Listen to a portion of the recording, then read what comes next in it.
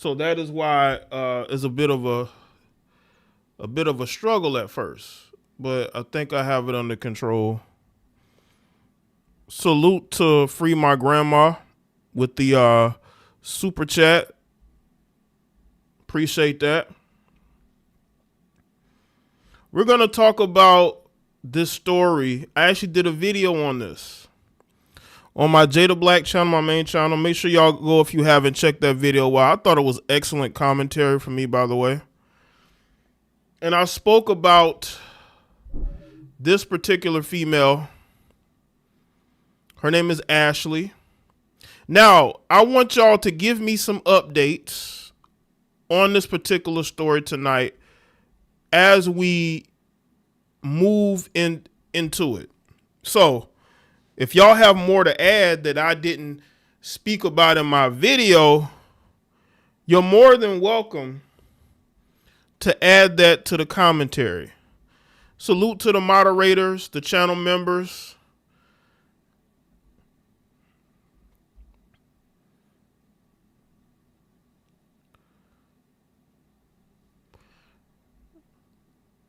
Let's see who's here. And make sure y'all like the stream if I haven't said that already.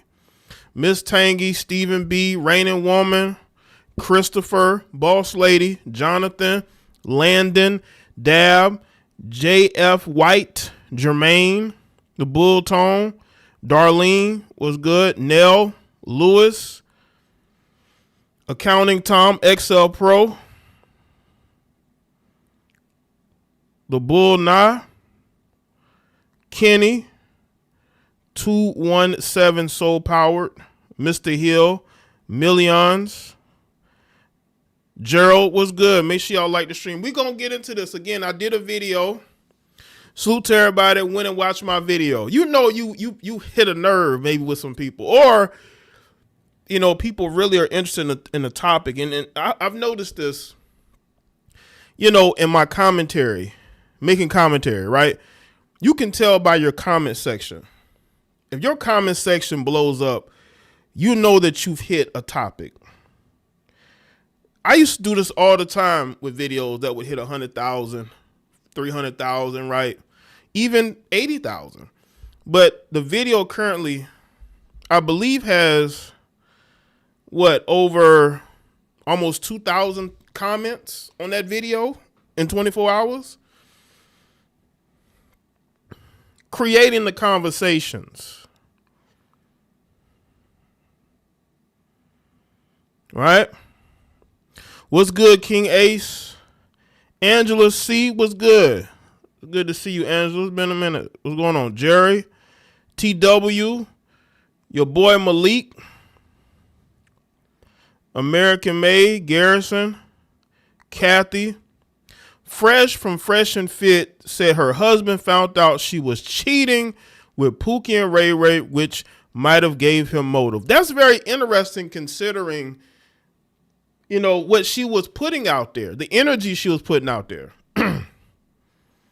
How do you go from him taking you to a trip to Africa to you ending up deceased and nobody knew for days?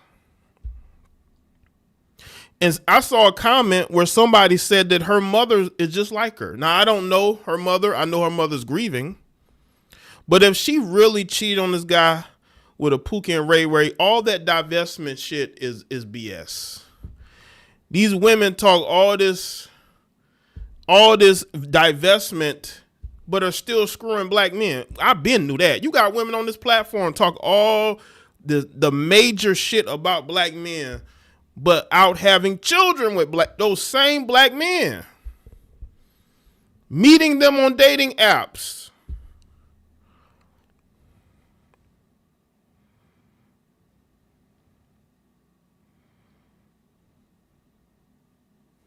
Yes, Raining Woman, the woman that you see here, this 31-year-old woman, according to the Tanzania reports, she took her own life on a resort with this guy.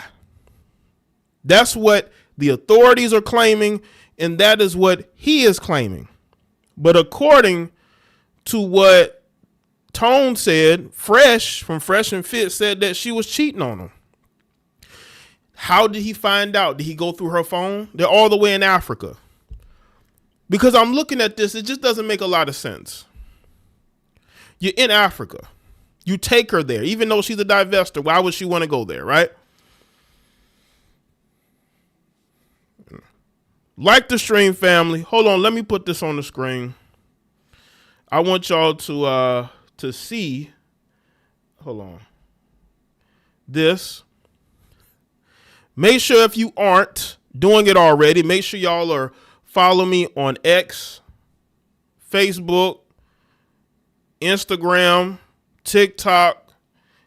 And if you got topics, you can send it to the email. The email is the number one place you can send topics to. You can send articles, you can send videos. Hopefully it's like a YouTube video or an Instagram video, whatnot. If you send a Facebook video, it's probably not going to be able to open up.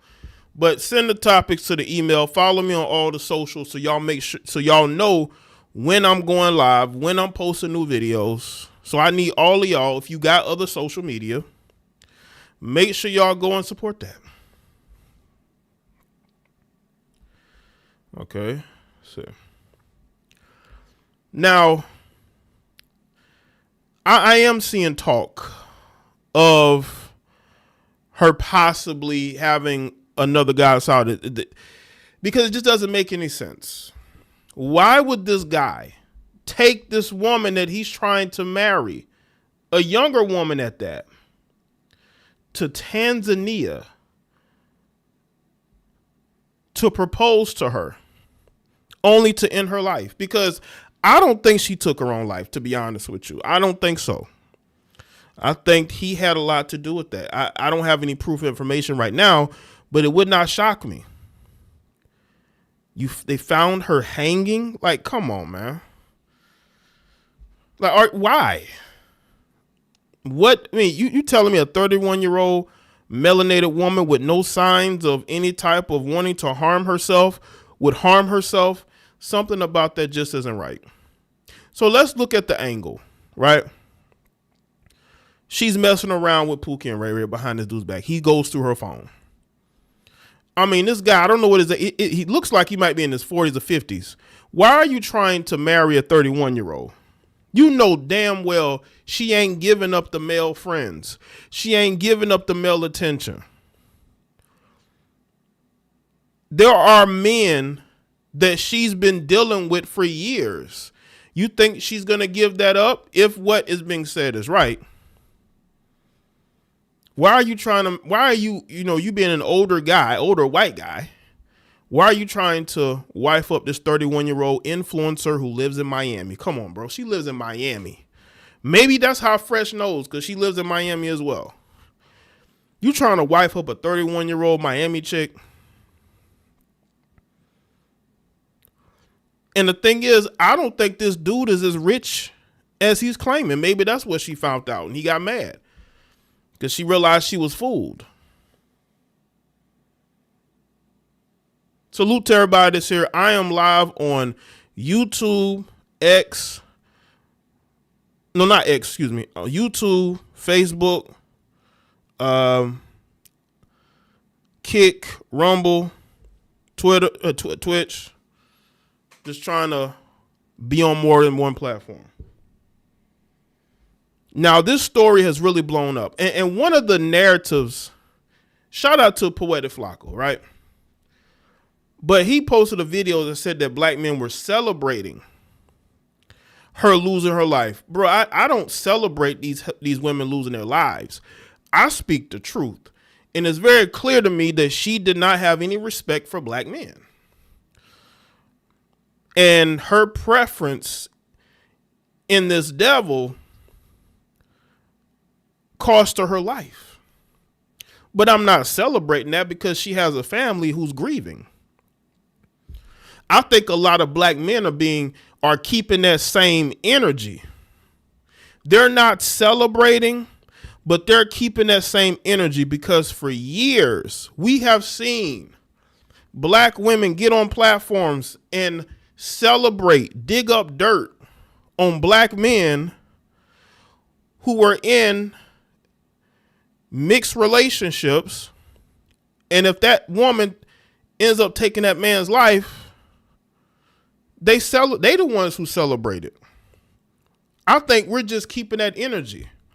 That's all we're doing. But nobody's celebrating. We're being honest. Would you want us to lie and be fake? That's why I included it in my video. Again, salute to everybody that's here. Make sure that y'all like the stream because I'm going to do some talking in this stream. Let's not push that narrative. Nobody's celebrating a woman losing her life because she's gone. Just like the woman who lost her life. She was dating that weirdo white male in Louisiana, and he took her life.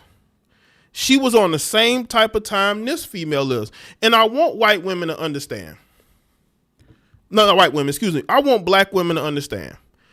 White men don't respect the bedwench mentality, the divester mentality, because they know that you see them as a fetish too. They're fetishizing you and you're fetishizing them, which is why these guys have no problem taking these women's lives because they talk to them. They see the things that they say. And they are disgusted as well. That's why they have no problem doing what they are doing to these women. So if these women think that they find it attractive, they don't. The lesson for some passport bros and divestors: stop idolizing other races as if they are the solution. You will always be the common denominator. Salute Divine Photos. I appreciate that with the second super chat. Absolutely. Absolutely. I've been telling y'all this for years. Stop putting people on a pedestal. Stop putting these heifers on a pedestal. The majority of them are the same. It's very difficult to find a real woman who is going to be by your side, who's going to be for you. It's just very difficult because women have ulterior motives and agendas, and they either want a man they can control or a man that they will follow. Ain't no in between. Salute. So this whole celebrating thing, nobody's celebrating it, but the truth is the truth.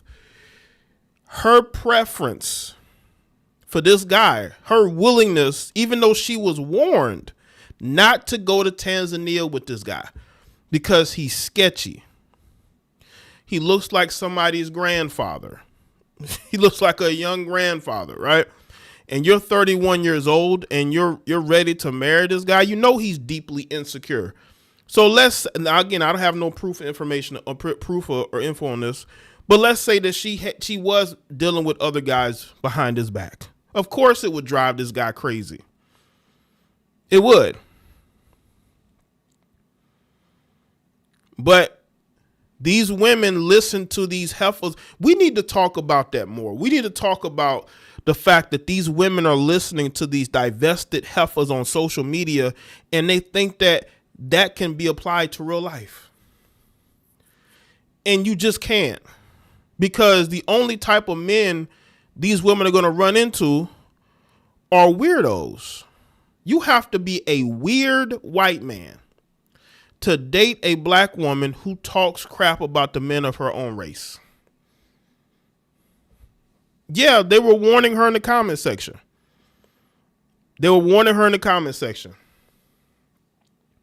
And then you had coons, sellouts, getting mad because people were warning her. You don't put people on a pedestal. This is why I don't put white women on a pedestal. Y'all know I talk crazy about white women. You know why? Because I'm not pressed about being with a white woman. I don't put a white woman on a pedestal. So I but when you pedestalize and you put people up there as if they're the reincarnation of your Lord and Savior. It's weird. Stop putting people on the, I've been telling y'all this almost 10 years. Stop putting people on the pedestal. All they do is set themselves up for these type of events. And now her family and friends are all over social media telling anybody that will listen that he did it. But people are going to look at her behavior and the things that she said, and they're not going to want to care about what he may or may not have done. And a lot of these Caucasian guys that be dating black women come off as weird anyway. Just weird energy. Weird energy. I'm telling you, man, people need to have this. A lot of these news outlets need to have the same energy toward the divestment community that they do have against the red pill community. Why do they have so much smoke for the red pill community, but they have no smoke for the divestment community? This is the second female recently that have been calling themselves a divester that lost their life due to a Caucasian partner. But nobody wants to talk about that. They just want to talk about what his name is, Claveler, whatever his name is. The guy, he calls himself Looks Maxing guy from Kick, right? They want to do interviews with him as if he is the leader of the red pill red pill philosophy. Are you serious? What are you serious? A 20-year-old male that doesn't even know who he is? They need to have the same smoke. Yeah. Clavicular. Yeah. That guy.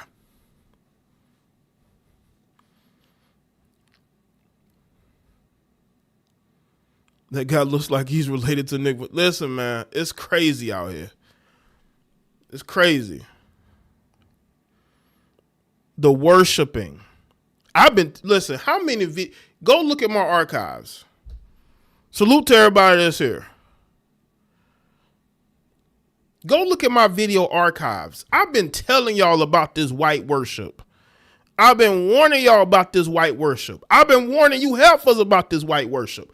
I'll talk to these black men about this white worship. White worship can be your undoing. You don't put people on pedestals because they will always disappoint you. The question that we need to ask is, was there somebody in the background? Because it's obvious that she didn't take her own life. I'm just being honest. She did not. If you ask my opinion, I don't think she took her own life. I think this dude had a lot to do with it. Now, again, we don't have any information or proof of it, but he could possibly get away with it because of the country he's in. They don't have the resources to really investigate. He waited, 2 days before he called the police? Shout out to Brian Turner. I heard a rumor there's a lot of pagan worship within these divester circles. It's not far off when people say they worship whitey. Salute. Appreciate that, Brian. I wouldn't be shocked. I wouldn't be shocked at all. We are talking about a weird group of heifers with no life. All right. They blame black men for all the things wrong in their life. Shout out to Landon.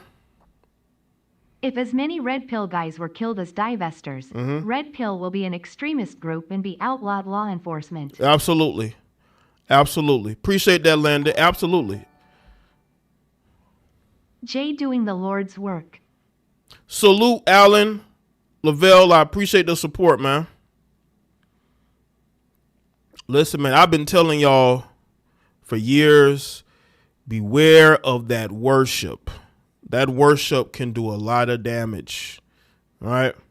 Again, make sure y'all like the stream. If you haven't, we're on a bunch of different platforms right now. Right.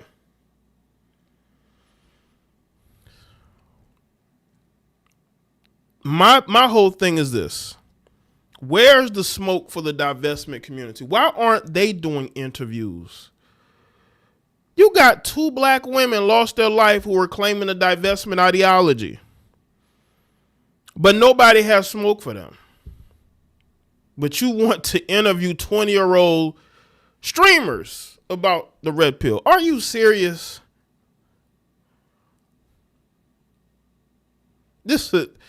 They want men to fail. Why do you think you don't see a lot of organizations geared towards young men? But you see all these get-togethers, all these organizations for women, and women still make stupid choices. That's why I say American women are so spoiled. They don't understand how good they got it. This whole Western society is to benefit them, and they still fail. They still make the wrong choices, and they blame everybody else for that. But we have proof of your failure. We have proof of it. The red pill community has been under attack for 10, 12, 13 years, probably longer than that. Hit pieces, documentaries, infiltration. Why ain't nobody trying to infiltrate the divestment community and do documentaries? Where's the Netflix documentary on the divestment community? On the worship? What's good, Slim?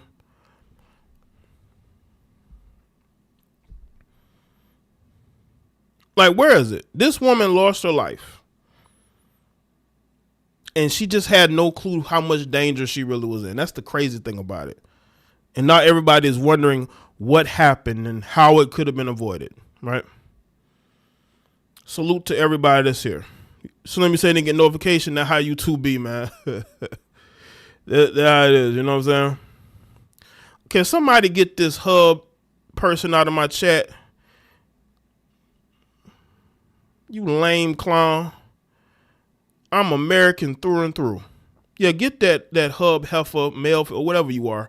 Get them out of here. You out here we call it mis-ancestering me, man. Like, come on, man. I'm from the great country of the United States, me and my family. And the thing is, you're probably one of those. You're probably a tether. Appreciate that. These people want to come in here talking crazy to me. Do you know who you talking to? Do you know who you talking to? I guess I hit a nerve. You know, maybe I'm talking about a woman close to him and his family. I don't know. Tell them heifers to stop worshiping white people. How about that? Tell them to stop worshiping white people down.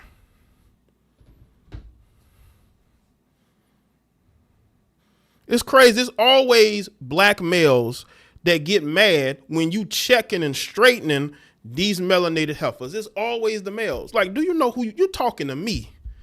All I would do is sit here for 30 minutes talking crazy to people who talk crazy to me.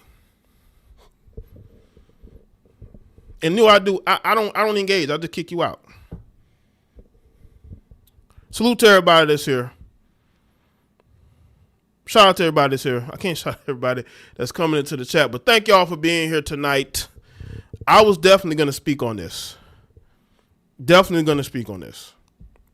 Because the people need to know that these heifers are out here losing their lives over white male worship. We got to talk about it. And these aren't the only ones. I got sent a video from Instagram. And they did it was a video highlighting all the black women that lost their life from meeting with these white men, some on the first date. These white men just want to kill black women. And you heifers get on social media talking crazy to us.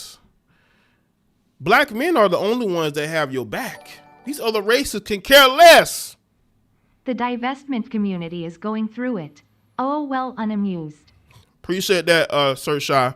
They definitely are, but they're going to try to sweep this under the rug. Have y'all heard anything from Jemele Hill? Like, she loves talking about white people. She got so much to say about Trump and Republicans, but whenever you see a black woman either lose their life by a white man or almost lose their life by a white man, they ain't got nothing to say. It's good, Sherelle. I don't know why the notifications is, Same thing happened to that Nigerian dude and Becky.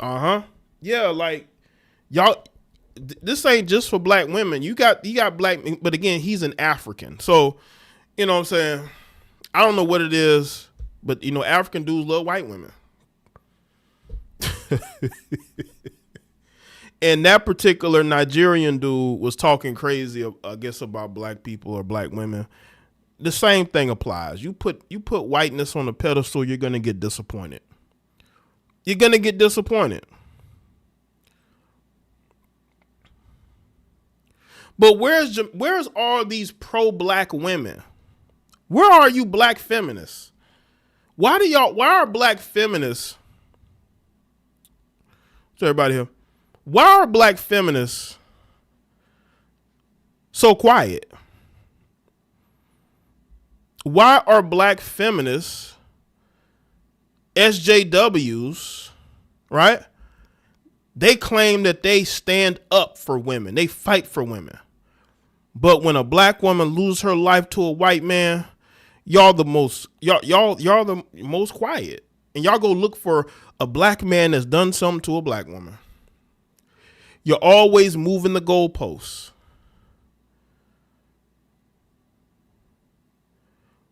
Always moving the goalposts. Because you worship white men. And all that shit you talk on X and TikTok is meaningless because you hide your worship and you criticize white men because you want to hide your worship. And this has been something that these melanated, talkative feminist heifers have always done. Black feminists are charging it to the game, man shrugging. Oh yeah, they definitely are. They definitely are. But I'm going to bring it up. Other people are going to bring it up. You heifers cannot hide. Y'all want to sit up here and you want to be critical of black men who date white women. Those white women are going to ruin your life. Black men who go overseas, those women just going to rob you and do all these things, right? But what about y'all? What's going on with y'all? The divestment community is a failure, just like feminism, a failure. You failed. You continue to fail. And you go and you hide when these stories happen. I bet you's a bunch of heifers in the comment section of the video that I did on this mad at me for reporting on it. I didn't have to dig this story up. This story is trending all over social media. It's trending because it struck a nerve, because this woman, 31 years old, influencer, is with this older, supposedly rich white man, and she mysteriously loses her life. And now y'all are outraged. We've been warning y'all about this, but y'all don't care because you worship the white man so much that you overlook things. You talking about the passport bros. You want to talk about black men dating white women and those white women ruining those black men's lives. But nobody wants to look at these recent stories, of women who've embraced the divestment mindset have lost their lives. And again, I want to say this too. I don't support or endorse or celebrate these women losing their lives. I don't do that. Because again, the family has to deal with the trauma and the pain of losing her and not knowing what exactly happened. They said they found her hanging from a tree. I believe it. They found her hanging, I believe, possibly by a tree. I don't know if that's been confirmed, but that is what's been put out there. Like, that is strange. And the family, of course, is going to be in pain because they don't know what happened. They don't know what happened. So I don't celebrate people losing their lives. Salute to Brian Turner again. Hey Jay, where's Umar? I don't know where Umar is. Have y'all seen Umar put up a post? Umar's probably somewhere blaming black men for this. Because, you know, you can't criticize your meal ticket, which is the black woman. See, this is why I'm glad I'm not relying on black women for anything. Because you have to lie to them and pander to them. And the sad part is some of you males do it for free. All of us got, you know, all of us that are black men, we have black women in our family. So what? So we can't be critical of things? Black women are out of control. They're going to other countries getting into brawls. But y'all want to say we're embarrassing the race? Y'all over there in Jamaica getting rubbed on by Jamaican men. Yeah, where's Godfrey? Where's all you pro-blacks? They got so much to say about black men. Where y'all at?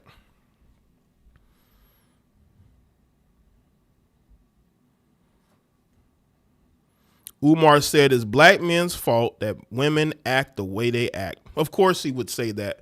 He makes money off of their naivety. So of course he's going to say that.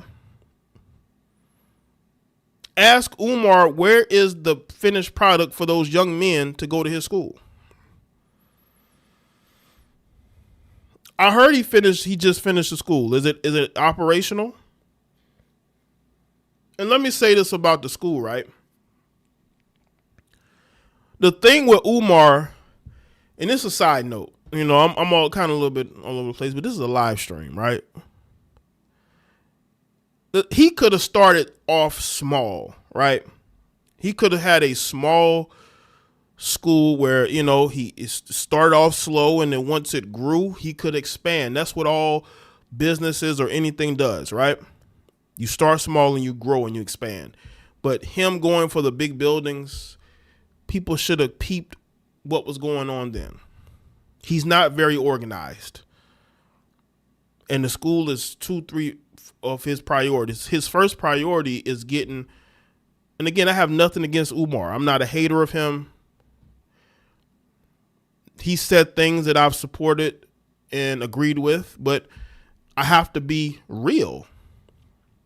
When you're out here pandering to these women for money and to get box, that is your priority. Your priority isn't putting together something that you said you was going to do almost 10 years ago. But he could have started off really small and grew that. But he did not do that. But he has opinions on black men and their lives, like most of these guys. Depolicing, which has become is out of control as well. By the way, depolicing is out of control. What is going on here? Depolicing is completely out of control, fam. It needs to stop. Okay? All that depolicing needs to stop. What is wrong with you, man? Black men don't have backing. A lot of us black men got to build things on our own because we've been sabotaged for over 50 years, from the government on down to the community leaders on down to the women in the community. Whenever they try to do something for young boys, they want to know what they're going to do for girls. It's a complete matriarchy. And the people who defend it the most are males who just want to sleep with the women and get money from the women. You're no different than a Pookie and Ray Ray that just couch surf from woman to woman. But you're doing it virtually. We've been sabotaged. That's why when you see black men become successful despite all of their obstacles, they're always trying to give credit to some heifer. They always trying to give credit to your mama. She ain't had nothing to do with it. She did what she was supposed to do. You don't get credit for what you're supposed to do. But you want to give her credit for him becoming successful? White feminists don't care about this story. No, they don't. And salute to you. White feminists just use black women to push their agendas. White feminists, I'm gonna get like Umar. White feminists just use black women for their agendas. White feminists just use black women for their agendas. White feminists just use black women for their agendas. And when they don't need those women anymore, they discard them, kick them out of the room. Because it's all about that white female power structure. And you know what? Guys like Umar contribute to it because they're constantly trying to put black men in a box. They're constantly trying to put black men in a subservient position to the women. How are they going to be successful? Salute to everybody that's here. Salute to everybody that's here, man. I'm telling you, man, we going to do some talking today because it's getting sick. Got to repeat it like 20 times. You know?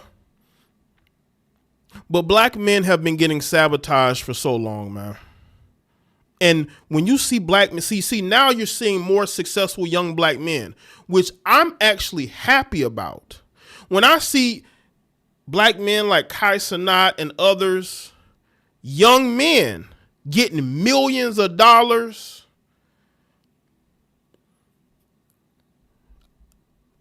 I support that. I really do. Because for so long, we've been sabotaged from the workplace, getting pushed out of the workforce. Now, because of the internet, we're able to be successful and be creative. And we don't have to go work at a job full of heifers that don't like us, you know? Where is that comment at?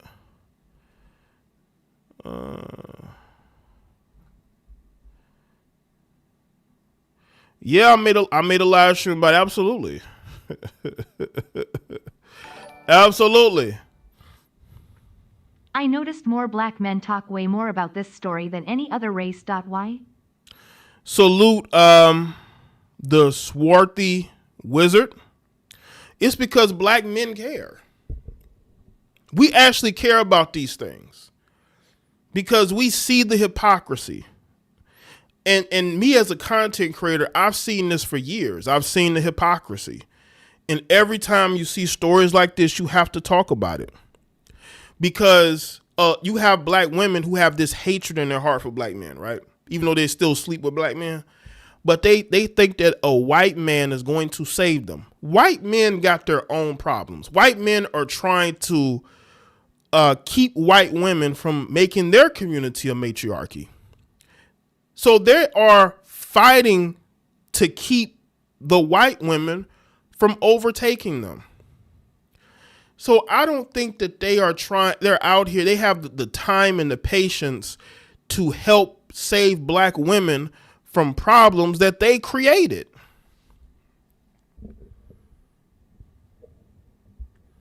Like they created this problem.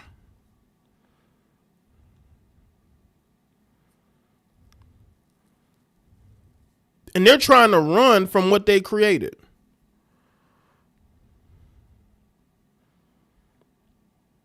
And they think that you think white men are going to save you from your mistake. That's not how it works.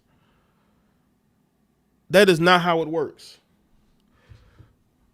You have to be able to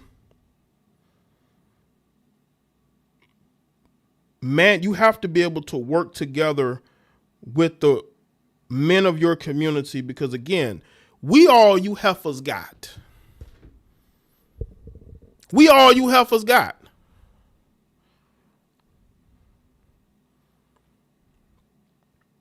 I don't care what the divestment heifers or these bitter heifers on YouTube or wherever. It don't matter what they say. These white men have their own problems. And they have been complaining about it for years, even before I became a content creator. I've heard their stories and the things that were done to them. Do you think they have the time and patience to save you from your mistakes? Like, think about this. Y'all get on here and act like these men are going to save you from your stupidity, are going to save you from your bad decisions. That's not how the world works. All because you've been propagandized to hate black men, when we all you heifers got at the end of the day. You may not like it, but we all you got.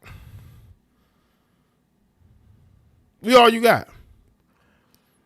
You can try to team up with the white feminists.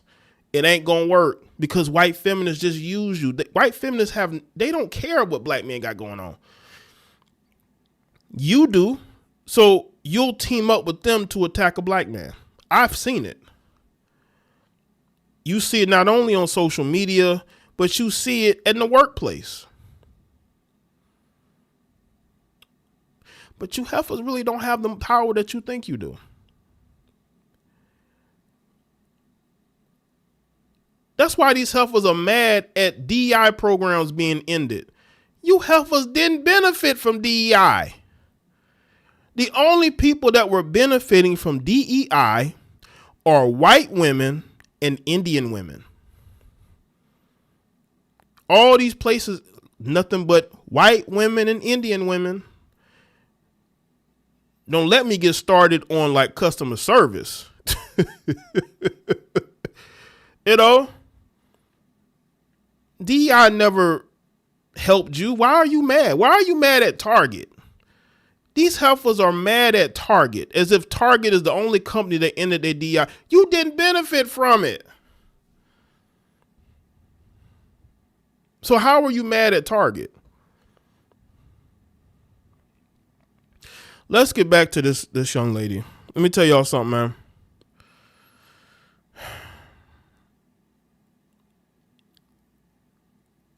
Her real friends would have talked to her.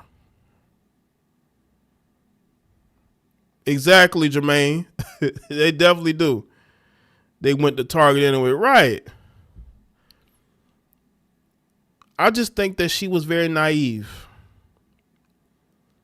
And if what Fresh from Fresh and Fit said is true,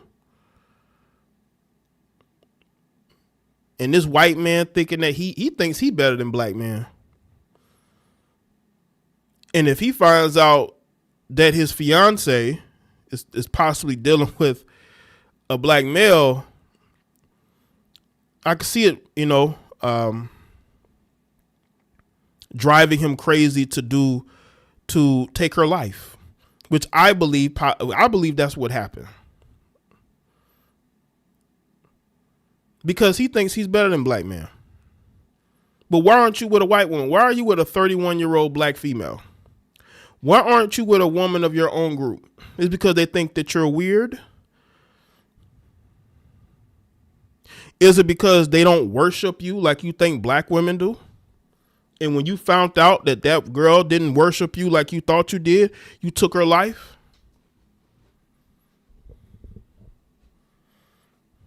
Because that's what looks like happened. These white men that we date, these black, they swear they better than black men, but try to walk like us, talk like us, and come off like straight up weirdos. You could never be us. On our worst day, you could never be us. And if that's true and you found out that she possibly was dealing with her brother, I know it sent you over the edge because you think you're better than us and you're not. You're a chump with money.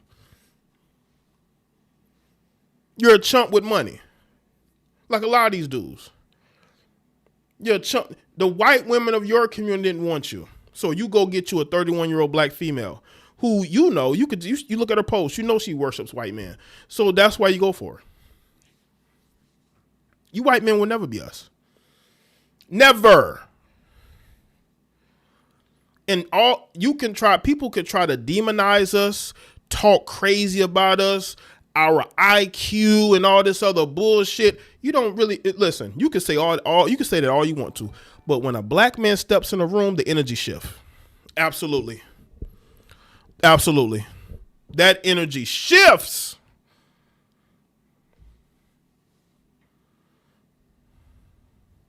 Absolutely. Salute to CPA Joe K. Says, shout out to Jay. Shout out to you, bro, for being a member for 66 months. I appreciate the support, man. You desperate white men got to go get you a black female, a young black female at that, who you know don't like black men. And that's how you get them. You go get them. You can't get no woman. You can't go get you a fine, attractive white woman in your young, attractive white woman in your own group. So you got to go get you a black female who you know is a divester. So like I say, man, like I'm from the South. I've never in my life envied white people, wanted to be white. Never. It's always been the other way around. Always been the other way around. That's what happens when you grow up with the self-esteem. See, when you grow up with a self-esteem, you don't go out of your way to demonize the people of your own race. Listen, I go in on heifers. Y'all know this, but I go in on heifers of all racial groups. Any one of them can get it.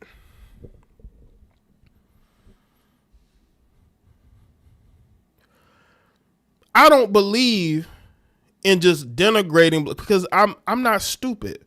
I know that would come back on me if I was getting myself in a very messed up situation. I ain't want that. I don't want that. I don't want people to be digging up. He said, look at what he was saying about black women. And you over there trying to date a foreign. Again, make sure y'all like the stream if you haven't. Salute to everybody that's here tonight.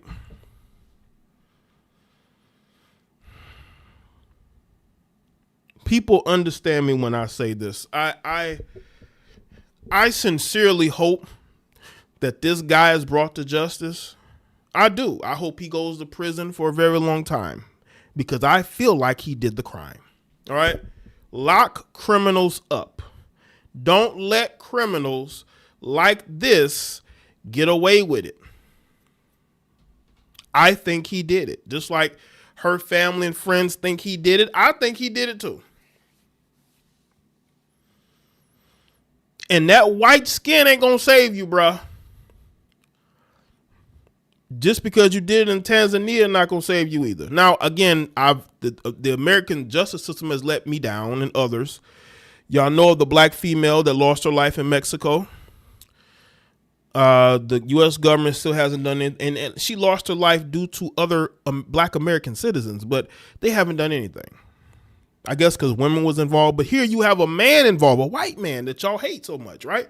The straight white male that the American liberals hate so much. Here you go. Here you go. Right there.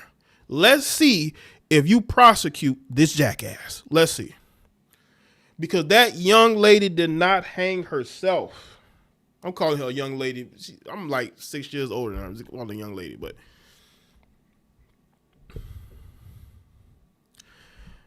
let's see. I'm gonna play I'm going to show y'all this collage of articles of women that lost their life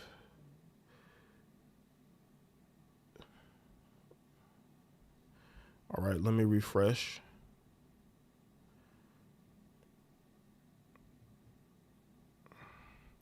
Okay, here we go. Y'all check this out, y'all. There's music on it, so I can't play. Hold on, maybe I can play a little bit. Let me turn this up.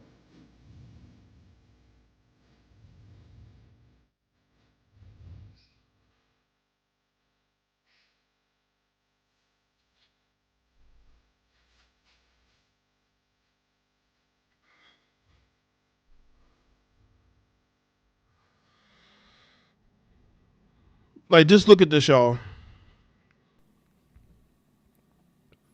Look at this. Unbelievable, right? Look at these stories. We definitely noticing.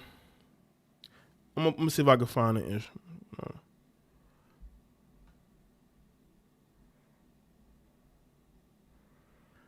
But this is what's going on. But you got women who get on this platform and they talk crazy about us when we're the only men on this planet that actually care about them as a group of people. And we don't see them as a fetish. But there's a group of people who do see these women as a fetish. Right?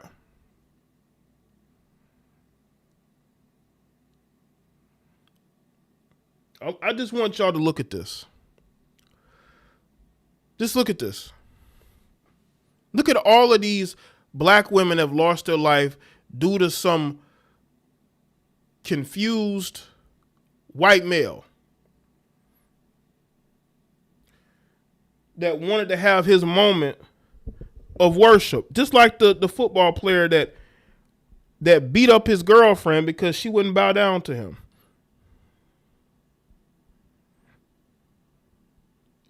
This is what's going on. This is what's going on out here. There is a sickness with these white men. It's called no respect. Nobody respected them their whole life. So they get older, they say, who respects me? So they go to the group of people they think respects them and they demand it.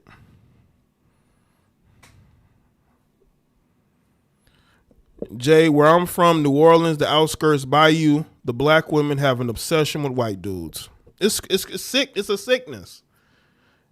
And I've spoken about this. It's an absolute sickness.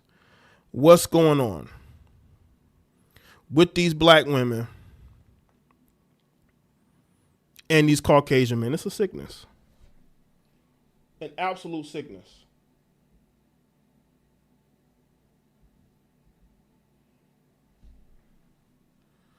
But, of course, y'all remember Chad Willer. Chad Willer told his black girlfriend to bow down to him. And when she didn't bow down to him, he almost beat her to death. And Jamel Hill and others didn't say nothing because they worship white men too. Don't let these black women being married to black men fool you. They worship white men too. What they say on social media is just talk. It's just all talk. It's a lot of pro-black women out here who out here swirling low-key, but claim that they're pro-black. You got women who've done scenes where they were humiliated by white males, but then they claim to be pro-black. You know what I'm saying? But just look at this.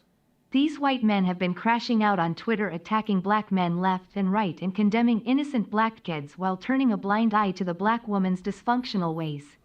These are our two biggest ops. Appreciate that, TW. Yeah, because these are weak white males. These males ain't got no power. They out here talking about they want to take their country back. Why haven't you taken it back yet? You know what I'm saying? They have a lot of fires to put out. Talking crazy to black men ain't what they should be doing. But these are weak white males who are incel. They can't get no women. And the only women they can get are self-hating black women. That's the only thing that these white males can get is a self-hating black female. So of course they're going to talk and say things, but they have no power. They're powerless. They're cowards. Absolute cowards. No one fears them. Which is why everybody's so comfortable talking crazy to them. Even the women in their community, white women don't respect white men because of the cuck mentality. Especially like where I'm from, it's a lot of cucked out white males who are conservatives. Salute to CPA Joe K. Remember the dusty YTDJ from SC. Oh yeah, absolutely. Appreciate that, Joe. I remember seeing that guy all over Facebook back in like 2010, 2011. I said to myself, who is this dusty ass white male these women Melanin around? sisters think these albinos will treat them better. Sisters, wake up. Appreciate that. Is it Omni Design Studio? And that's the thing that trips them up the most. They think that these white men are gonna save them, and that's just not the case. They're not going to save you, right? They're not. It's a lot of white males that are cucked out by their women. All right. That's why every time you see a white man on TV, he's thanking his wife because the wife runs the household, tells him what to do. And these same men will get on social media and talk about the red pill philosophy, that they'll make these documentaries because they don't understand about real male self-improvement and self-esteem, because their self-esteem is wrapped up in some mid woman that they done married, right? You married her because she had a child, right? But does she love you? No, she just uses you. The heifer can't even cook. But you're on social media acting like your marriage is so great. Bro, she's cheating on you. If a woman doesn't respect you, she's cheating on you. That's a fact. But I wanted y'all to see this. This is what's going on out here. The amount of stories that are going on out here. And let me say this about Nick Fuentes. He doesn't believe what he's saying. I believe Nick Fuentes got bullied growing up. And now that he has a microphone, he gets back at the bullies, right? He gets to talk about Tyrone or Chad or whatever, right? Because he was never them, but they always made fun of him and the fact that he is pro-white, but he has like what Hispanic heritage or Latin heritage. That's why I don't listen to people like that. Like, bro, you're a victim. You're a victim of bullying. My opinion. That's why you're on social media talking crazy to black men, because you wish you could be smooth and get the ladies and be athletic. That's why you hang around Kanye and other black men who have more swagger than you do, the Andrew Tate. You hang around them because you wish you were them. Growing up, Nick Flynn is still getting clowned and bullied. I'm talking about what turned him into this pro-white villain all of a sudden. Like, bro, we don't, like, sit down. We don't believe you. You dudes got bullied. And again, I don't support bullying. I'm very anti-bully. I think the bullies need to be bullied. I'm one of those people. You know what I'm saying? Like, I'd crash out if anybody tried to bully me. It's not in my DNA. You know, I'd be done crash out on one of you, my man, for real. But you have to look deep into these people's mindset and where it comes from. It comes from a place of pain, right? So when you see these women become divestors, it comes from a place of pain. Where did it come from? Did something happen to them growing up? Was it something that was taught to them? Had to be, right? Listen, now women want to live certain lifestyles that they see other people live. They think they deserve to live those lifestyles. This is why you see women become escorts. Shout out to Omni Designs. All of these YouTube influencers are nerds being pushed by the little hat. Wake up. Appreciate that. This is why I don't watch a lot of these people. I don't like people send me content here and there from certain people. I'm like, for what? A lot of these people are fake and fraudulent, and they are behind the scenes. Certain billionaires are trying to make influencers. They're trying to create their own influencers. That's why the Clav guy from Kick, there are people who believe that he's being pushed by a billionaire. Right? They're trying to create their own influencers. This is why he's become a big deal all of a sudden with this look maxing nonsense, right? I saw a video of her talking and she sounded like she had an attitude. Of course. You can't tell these girls nothing, especially these millennial Gen Z. You can't tell them nothing. You can't. Yep, Trevor, right. They have billionaires who are trying to create their own influencers. I think the Hawk Tua girl, I think she was artificially pushed. Now she's done. She's cooked. It's over for her. She's been exposed as a complete fraud. Pretending to be a Southern belle when she's really, she possibly from a Middle Eastern country.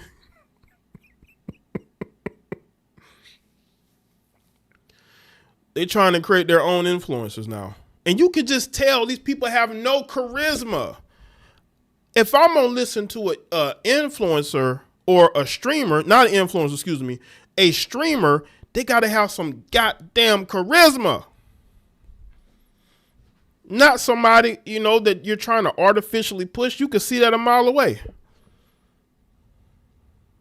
Listen, I think Rampage Jackson is entertaining. You know what I'm saying? He's not being like artificially pushed. He has his own personality. He's a former UFC fighter. The guy's a badass, right? We all saw him tear that door down, right? If I'm gonna watch one of these streamers, that's somebody I may watch, right? Salute to everybody that's here. Like the streaming if you haven't. Not about to watch one of these artificially pushed guys out of nowhere. Like, who is this? But at least with Rampage, he had a whole UFC career. The guy's a straight up legend. Now, his son is another story. But him, I'd watch his stream because I think he can be entertaining. More entertaining than what these other people putting out here. And the Neon guy. I've reacted to clips of him, but sitting down and watching his shit, absolutely not. And nothing against him, but interviewing celebrities and the Iggy Azalea chick, I'm just I'd rather watch something else. Salute to everybody that's here. Listen, we're all going to react to this video together. All right. We're going to react to this video from Twisted Crimes. They did a video on her. And they have a new update. All right? So let's get to this new update that they have. Rampage has been compromised. Guilty by association. Rampage has been compromised. Guilty by association. I mean, yeah. I think a lot of those streamers are. He is getting pushed. He was on Kick. Now he's on Rumble. They're pushing him. So yeah, he does have a team behind him, but at least he had a career as a fighter, and you get to see him outside of that, right? Without him trying to, pummel somebody, right? Neon is definitely a propaganda machine. All right, let's get to, hold on, where is it? To this video. They have an update. Man, this story is kind of becoming all over the place, but we're going to get to it. Salute to everybody that's here. Shout out to y'all for being here tonight while we, get to these, these stories. All right.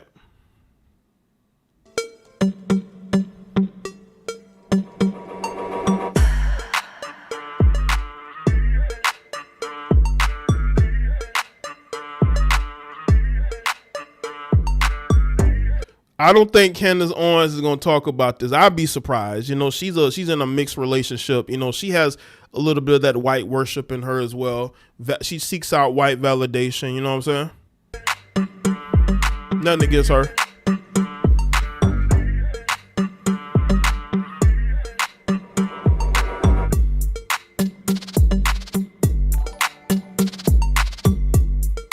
Lames want to sue comedians when they kids get clown face.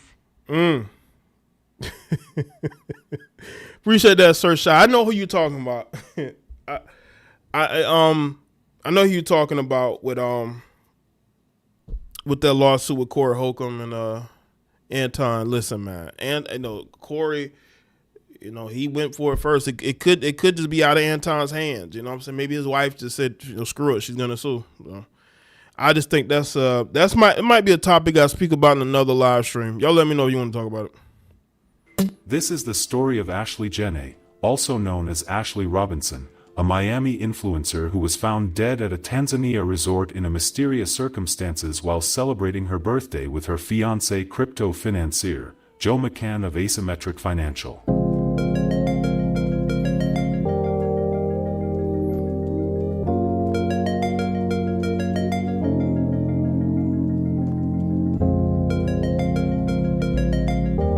He had just proposed to her that same week during this birthday trip, but he claimed that she had suddenly permanently hurt herself while on the trip for reasons unknown to no one. There are a lot of people online who believe there is more to the story because some people had warned her about being killed by him way before she died. On the other hand, some people did not pity the young influencer because she had said some negative things towards her community at a point in her life. Well, let's dive into the story and see what really happened. Newborn parents, this is what you need. Well, I think they're trying to minimalize it. You know what I'm saying? They're trying to minimalize it. Yeah. Hello and welcome to Twisted Crimes. Subscribe and... Some say that Lion did the crime, not Joe Man shrugging. Appreciate that, Sir Shy. They saying the lion did it? Oh, that's crazy. That's crazy. I said it was the lion. The Snow Patrol says the lion. Hey, mindfulness, I agree, bro. They don't have no standards when it comes to white men. They'll date anybody white. I think I told y'all, I saw a video of this black female, and she did a car video. This had to be well over 11, 12 years old. I think it was a Rick Scorpio video. This black female was sitting in the car, and this big old chubby face white dude was trying to kiss all on her face while she's making this video. I'm like, what are we doing here? I bet if, the only type of black dudes she dating is street dudes, but she's here with a guy who I know for sure can't get no girls in his own community. Man, hit the like button for more stories.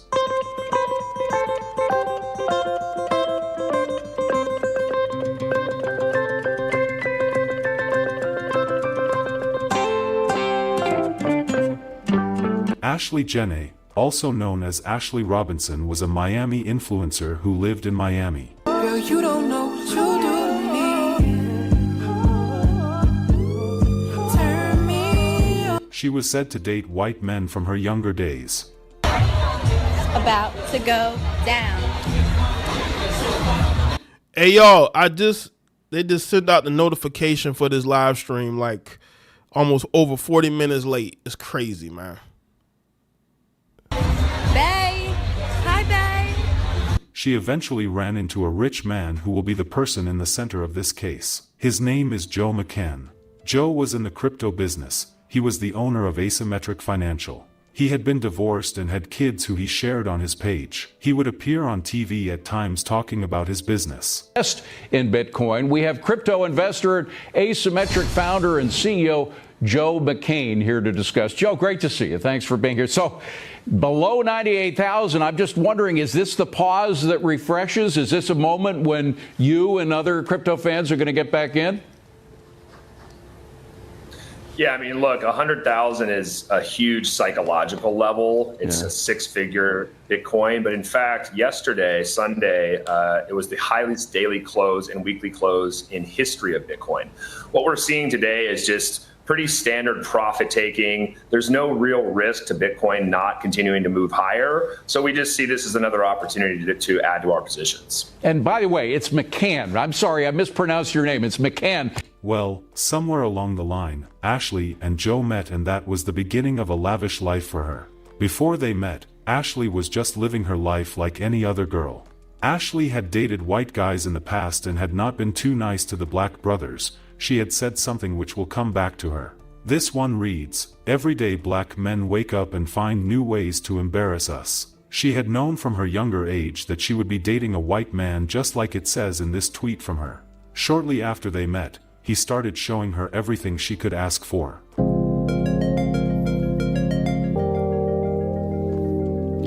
Definitely. The dude definitely They did a giving lot off of things scammer together, vibes, right? Basketball games, private jet dates, and lots more. She tried to keep him hidden but could not after a while, so she started posting them together. Say she tried to keep him hidden. You know why? She had to post him was because one, she was part of the divestment community, and two, he did not want to be hidden. I told you about the ego of these white men.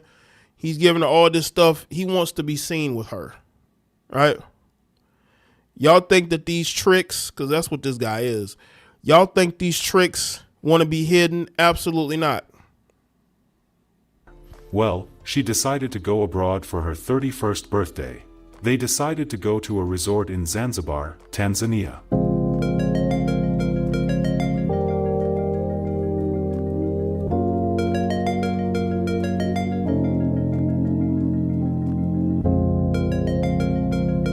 She posted everything about that trip, which was majorly about her birthday, and to cap it all, he proposed to her during the trip.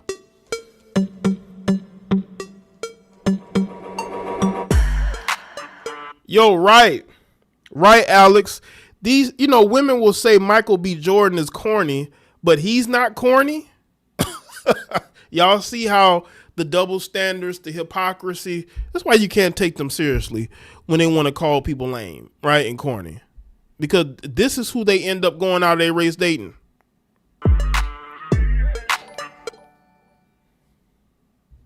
Giving off made trick and scammed vibes.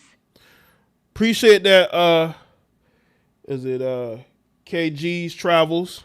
Absolutely. Yeah. When he was doing the interview on Fox, like it did give off vibes of this guy is a straight up liar and a straight up scammer, right? My opinion, right? That's the vibes it gives off, right? Because these really successful men, like, are they really gonna be out here? How long he was dating this girl? He wasn't even dating that long, it seemed like. And you proposing to marry her?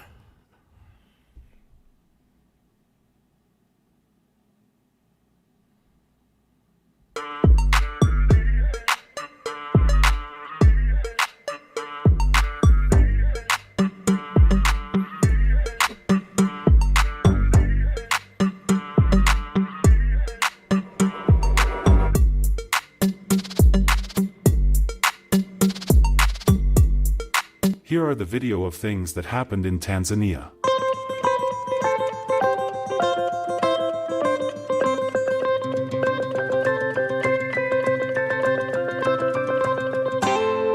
Shortly after all this nice things, Joe announced that Ashley had passed away, which was as a result of her intentionally permanently hurting herself. He claimed he saw her only after she passed. Never in history will BW abort a mixed baby with the change of haven blue eyes and good hair. And salute Raphael. Listen, when they, you got this one YouTuber who said that, black women need to abort black male sons. But when it comes to mixed kids, they definitely are not aborting those. They're not aborting those. Absolutely not. Salute to everybody that's here. Make sure y'all like the stream. Thank y'all for being here. Unfortunately, a lot of people did not believe that. According to her friends and family said she showed no signs of distress and was at one of the highest points of her life. Her death has now led to some people suspecting possible foul play and demanding local authorities further investigate the circumstances leading to her death. A lot of her friends had this to say. I worked with Ashley and she would never. Justice for Ashley. This is about as believable as any post from the White House. Fiancé finds her in their hotel room while on an exotic vacation, on her birthday.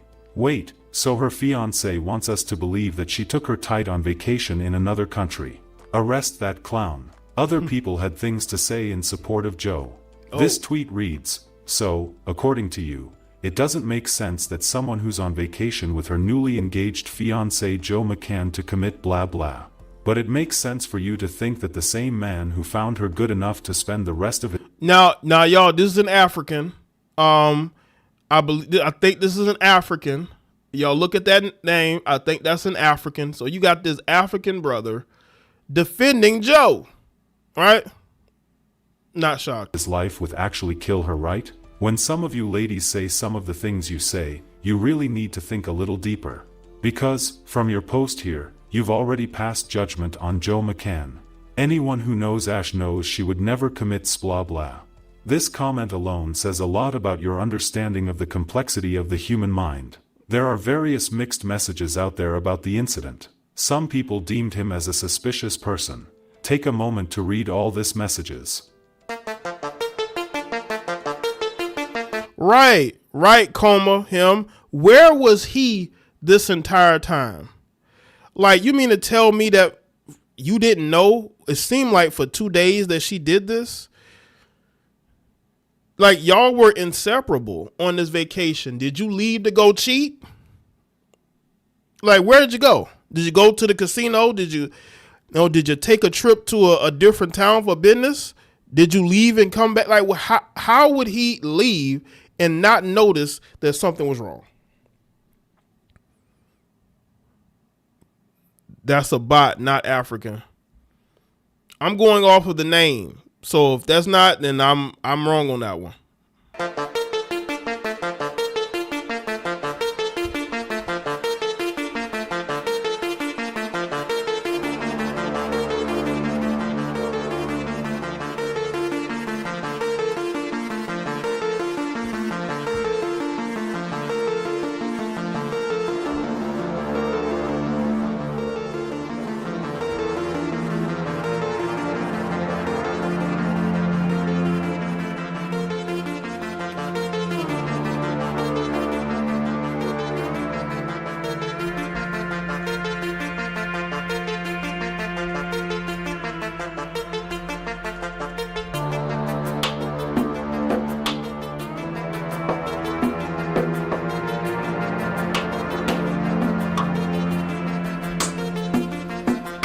Okay, now this is Iggy Azalea, y'all. This is Iggy Azalea. Now let's go back. This woman posted this post that says his ex-wife is a brand manager for Google and often said intuition is everything. He just started an asymmetric only 4 years ago. His toddler is under age 2, and in which her and this young lady are photographed in the same house. If you look at this entire family history, their comments on politics and race, you're gonna close this case really quick. I was so bothered by this that I found all this info in 7 minutes. His ex-wife, Shea Jackson, his biggest client was Iggy Azalea, the lifestyle, the looks in his eyes, the attitude pattern.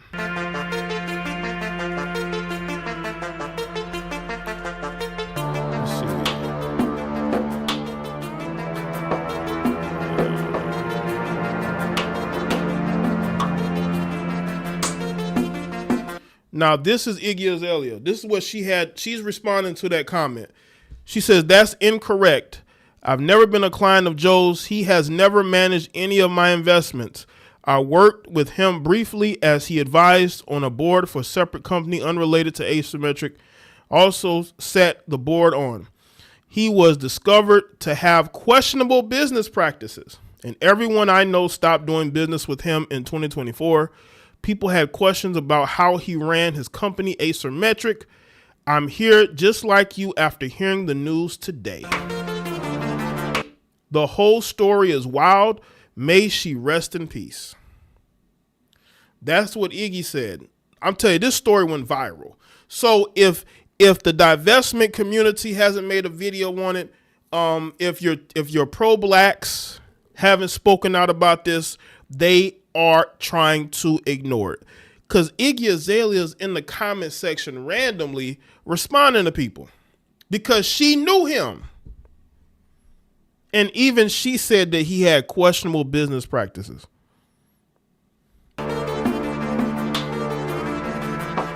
Let's see. She died this actual day a week ago, her birthday. That's sad. They saying she unexpectedly died, but in Africa, not the States. She on vacation with the guy. I hope this ain't what it could be. Rest up.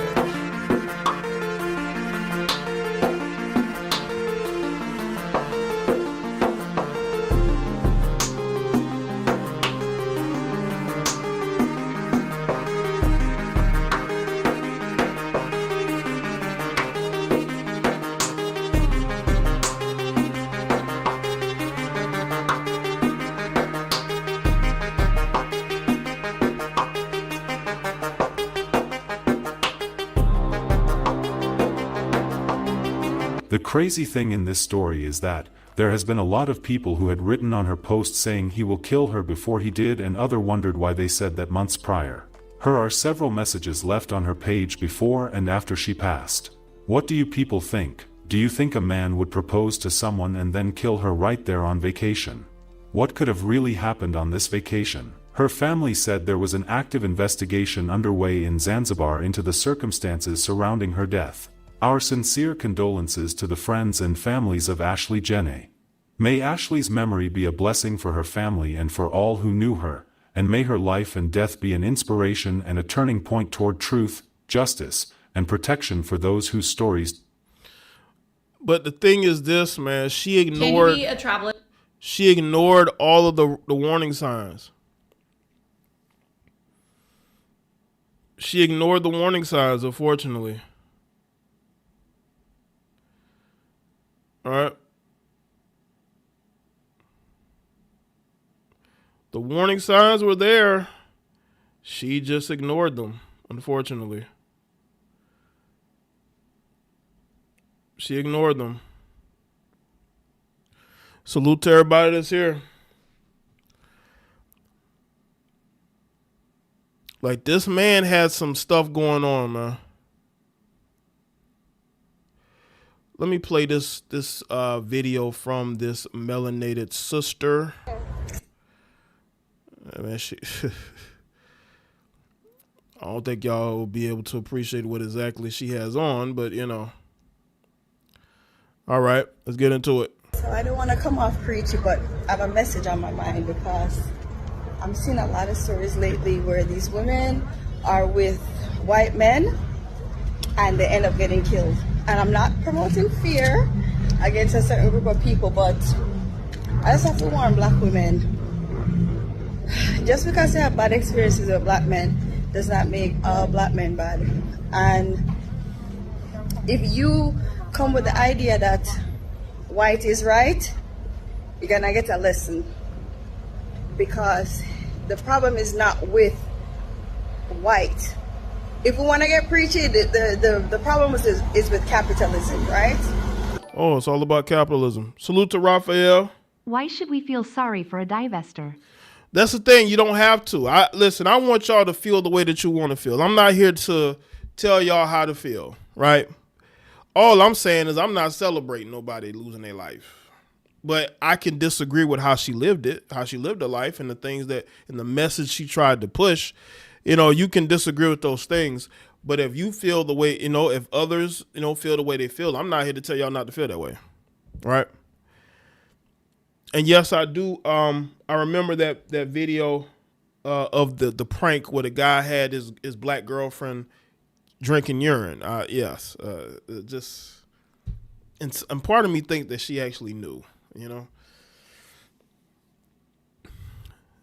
Listen, ladies, black women, if you nigga, just because we have negative experiences with people don't mean you swear them off. Because as much as I could talk about melanated women this, melanated women that, I'm not about to sit there and put no white woman on the pedestal. Why? No, hell no. Like, for what? I mean, they helped create the modern black woman. So why would I side with them and put them on the pedestal when they are responsible for the attitudes and mindset of modern black women? But if we simplify it, the problem is with how men are raised to think in life and the ownership that a lot of them possess over women. Okay, so if you think that switching up. Salute to Snow Patrol. Is that why they are called divestors? I don't listen, man. The pattern is there. The pattern is there. That's why I want the divestment community to speak out. You know, they should be doing mainstream interviews or lamestream interviews. We got to get to the bottom of this, man. What's going on in the divestment community? Why do we always hear about the red pill but never the divestment community? You know? But salute for the support. Shout out to Prime. Shout out to Prime. He says, divestor community, where y'all at? You have that energy for black men, but not for white men. Also, she dissed black men. Right. And accountability definitely needs to be there. What's good, Jean Marie? Salute to the members. All the members of the channel. Listen, if you want to join the members, click that membership button, right? Let's continue. Race gonna change things. It's not. What's going to change things is the thinking that it. And by the way, what is it with this hating capitalism? You heifers, y'all want to share your earnings with everybody else because that's basically what what you wanting to push towards, whether it's communism or socialism. You're gonna have to share. See, you can't be out here stunting on people if you're anti-capitalist. There's a lot of you anti-capitalists that get online and you try to stunt on other people. But anyway. Is that men are allowed to do. Like, they're allowed to be as sexist as they want to be. They're allowed to dominate the world the way they want to dominate. And that's where you need to think from. Because if you think say a white man not going to kill you, if you think say a white man not going to beat you, you're up for your sad mistake. And that's why, again, the worship just doesn't make sense. Like, did you not have black men in your life that you actually could look at and say, you know what, I would never denigrate the men in my community because of look at the men in my family, unless they don't care. Unless they don't care.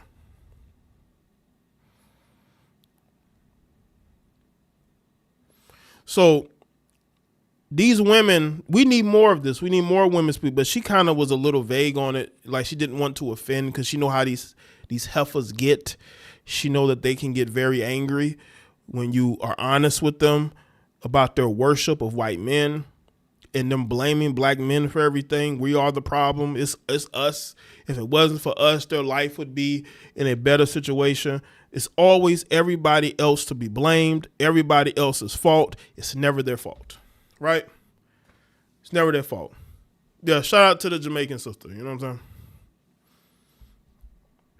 saying? So I don't want to come off preachy, but I have a message on my mind because I'm seeing a lot of stories lately where these women are with white men and they end up getting killed. And I'm not promoting fear against a certain group of people, but I just have to warn black women.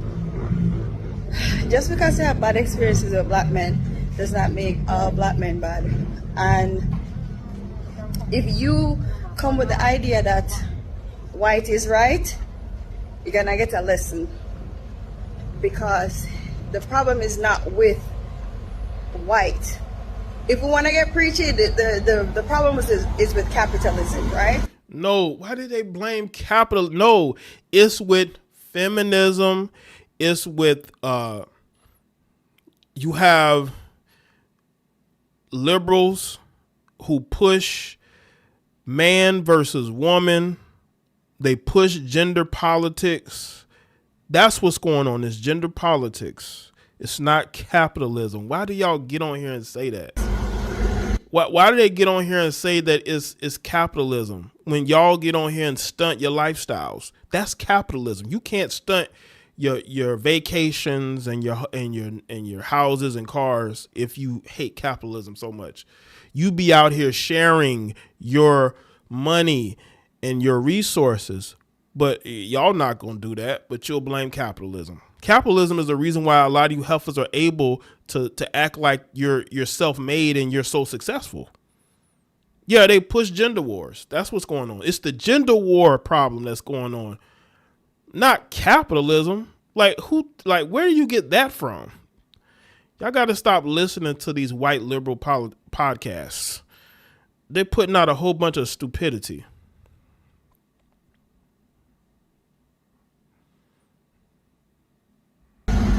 But if we simplify it, the problem is with how men are raised to think in life and the ownership that a lot of them possess over women. Okay, so if you think that switching up race gonna change things, it's not. What's going to change things is the thinking that men are allowed to do. Like they're allowed to be as sexist as they want to be. They're allowed to dominate the world the way they want to dominate. The sexism. Why do they listen? To the ladies listening to me right now, do y'all come across men on a day-to-day basis who are sexist towards you? I mean, a lot of men in America are, well, in North America, probably in the Caribbean as well, because she probably lives in the Caribbean, who are being sexist, openly sexist towards women. I don't see it. I see a lot of these men kissing these women's asses. I don't see this sexism that's going on. You heifers just throw words out there. Nothing against her, but they just throw words out there and don't really understand what it means.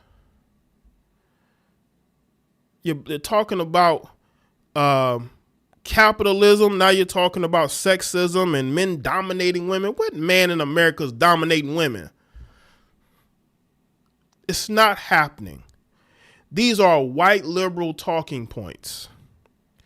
Ain't no man in North America dominating no women unless he's one of these bums that these women get with, who they allow to talk crazy to them and mistreat them because they have an obsession, with a guy that doesn't have shit, which is going on right now. But where are they getting these talking points? From white liberals. That's where they get it from. Stop listening to white liberals. They're giving you misinformation. And that's where you need to think from, because if you think say a white man not gonna kill you, if you think say a white man not gonna beat you, you're up for your sad mistake. Well, I want to speak on that because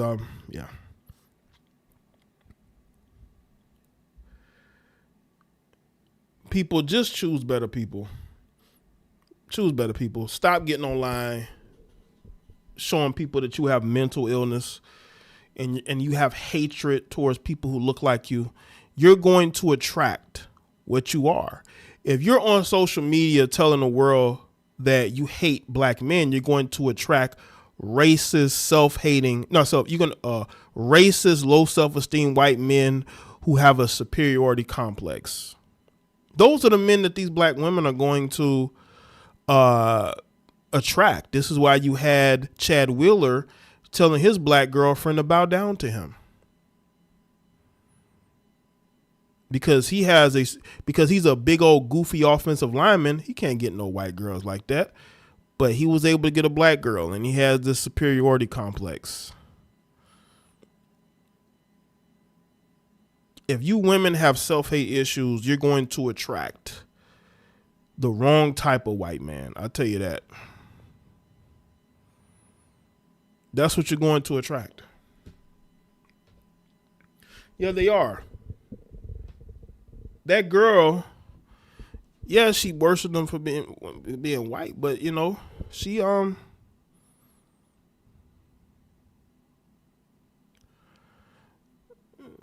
it's just, they say men are addressing them with their eyes, the sexism, right?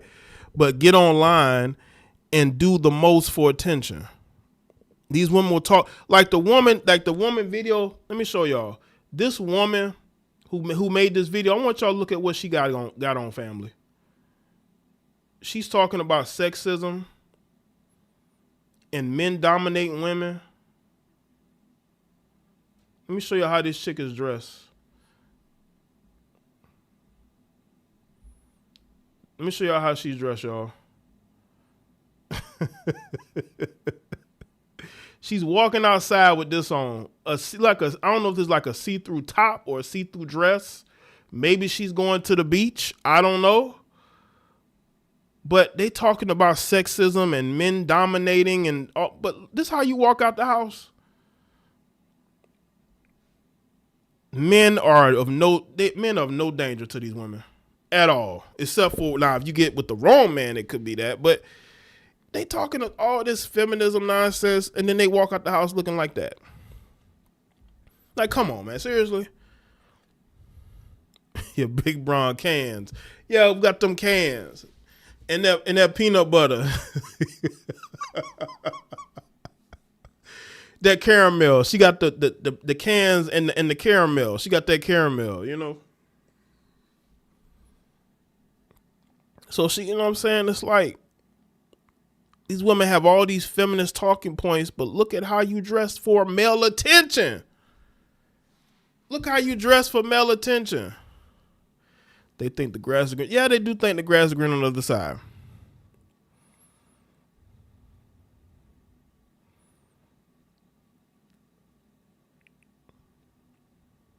It's crazy to me, man. Shout out to everybody that's here. Make sure y'all like the stream if you haven't, man. I wanted to address this topic tonight. I think it was only fair for me to go live because of all the conversation going on. As a matter of fact, I'm going to put the link to my video in case unless, you know, if you haven't seen it. I posted yesterday. If you haven't, oh boy.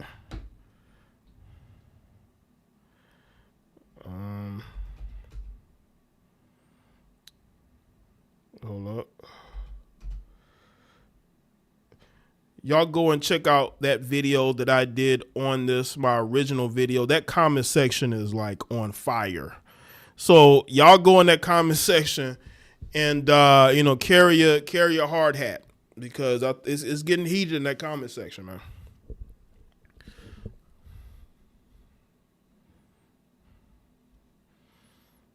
Salute to everyone that's here, man. Shout out to the people that donated tonight. Thank y'all. I appreciate it.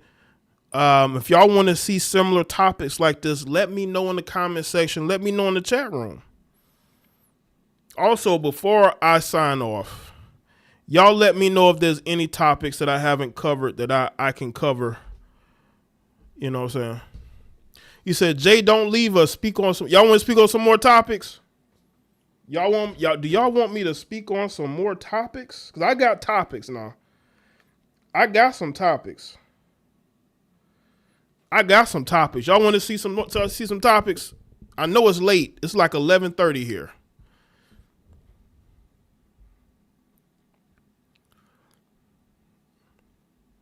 Let me know in the chat if y'all want to hear another topic. All right. Let's see. All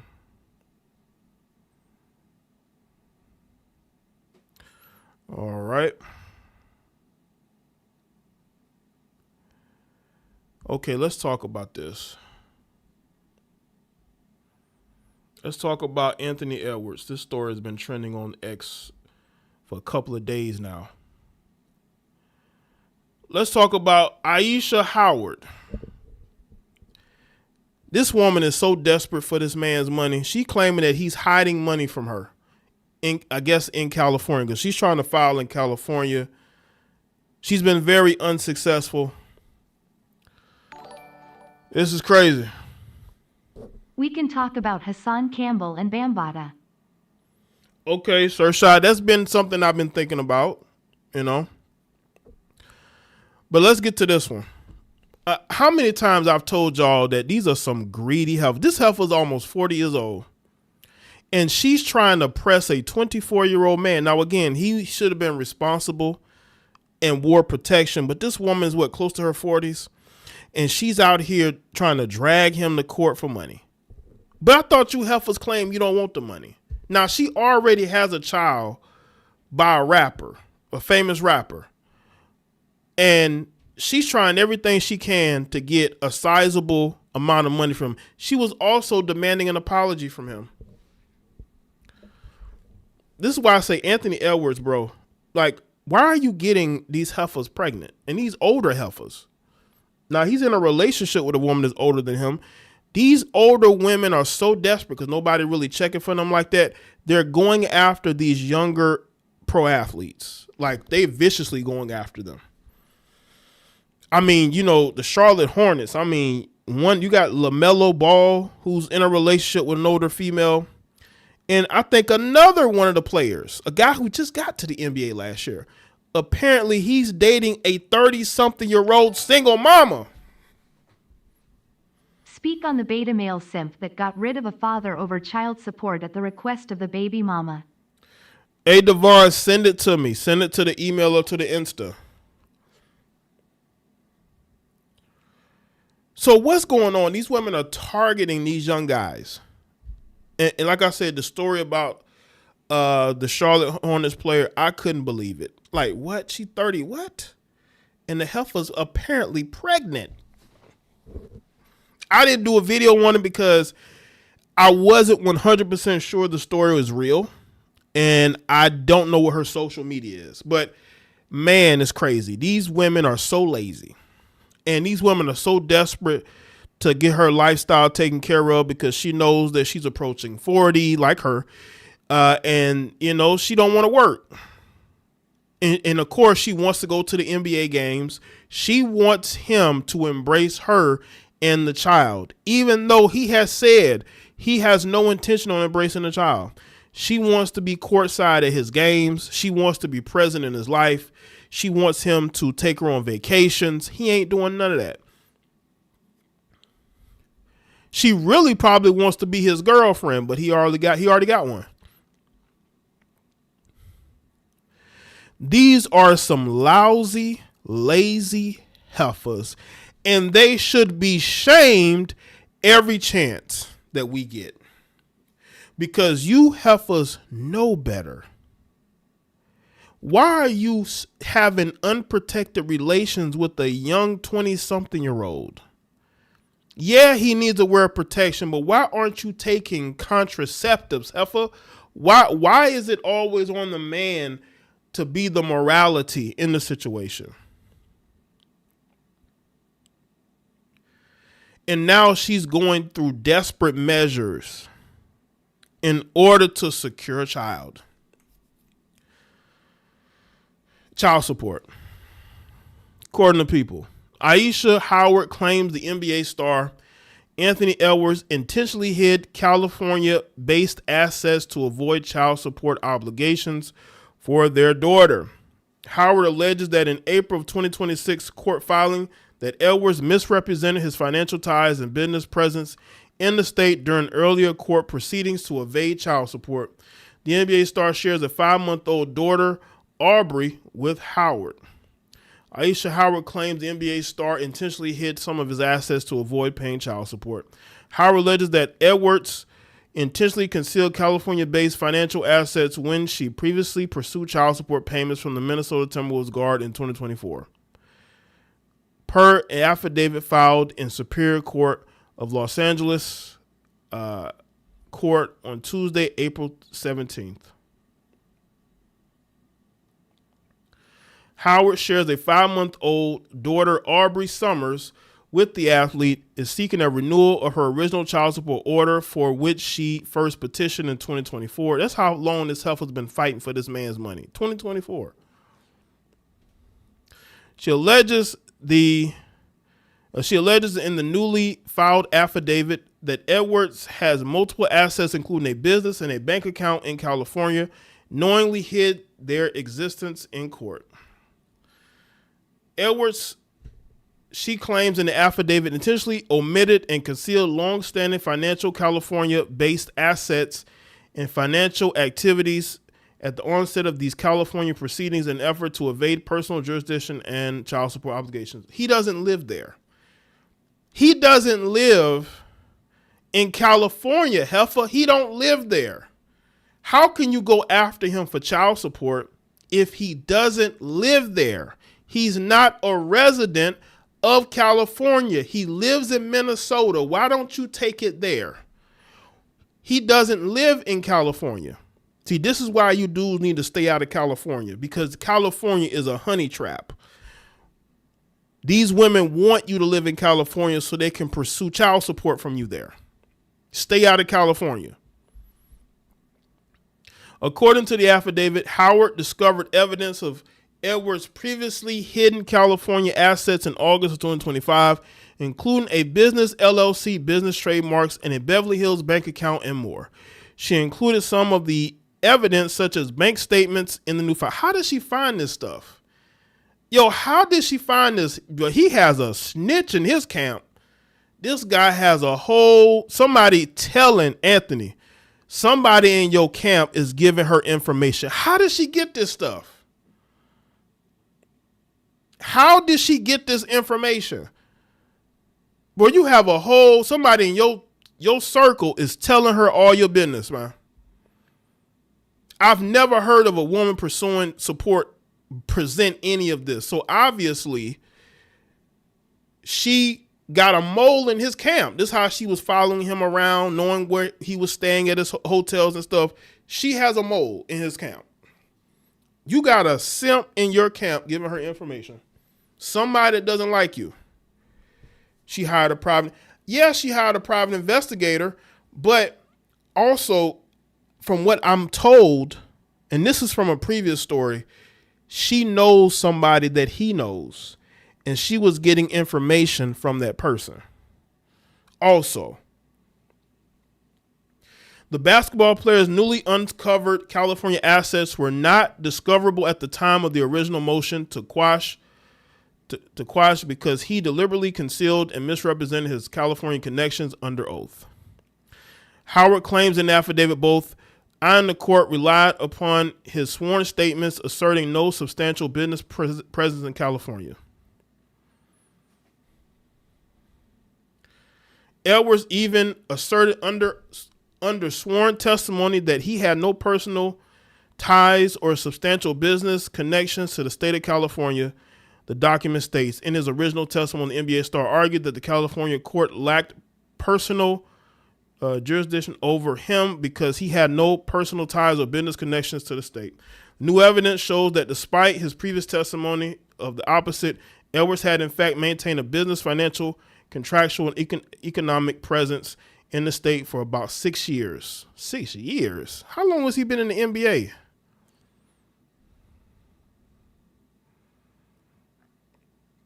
How long has he been in the NBA for 6 years? Off on that.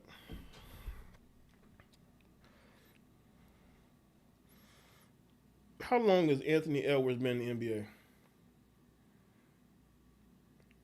He's only been in the NBA for 5 years, but she's claiming that he's had a business presence in the state for 6 years, but he's only been in the NBA for like 5 years. Thus meeting the minimal contact and purposeful availment doctrine for an out-of-state parent and nexus to support obligation in child support proceedings. The evidence was not considered in court's original ruling because it was intentionally concealed, Howard claims in the affidavit. A spokesperson for Edwards did not immediately respond for comment. The latest update in Howard's pursuit of child support from Edwards comes shortly after she shut down rumors that NBA star paid the entirety of the child support payment up front. You talk about laziness. This is just sick. This is one sick heifer, man. Yeah, he had business for 6 years. He's only been in the NBA for 5 years.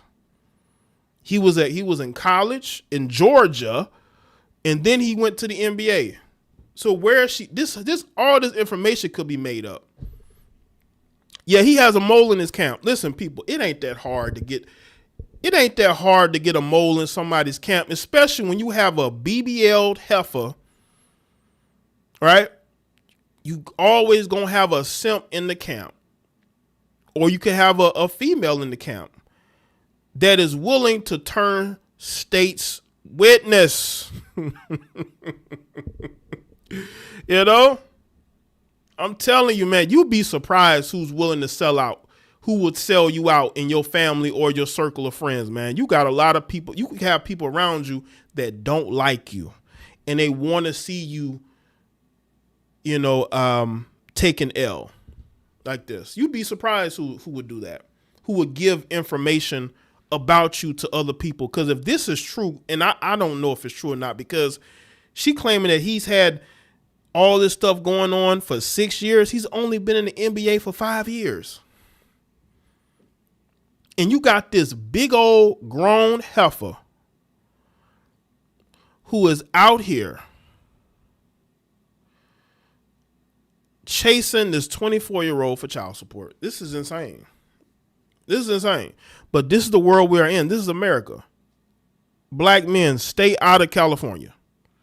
Because California, all they like to do is take the hard-earned money from men and give it to women. That's why I made a video about Dr. Dre. Dr. Dre had to pay his ex-wife $100 million, right? But he recently became an official billionaire after selling the divorce over 5 years ago. He was able to rebuild his net worth, and she can't get no more money from him. So whatever she does with that $100 million, hopefully she's invested wisely, because she can't get nothing from him no more. So stay out of California. Stay out of California. Nothing good happens, you know, with you being in, especially as a black man, being in California, man. Because they would try to take from you to give to other people.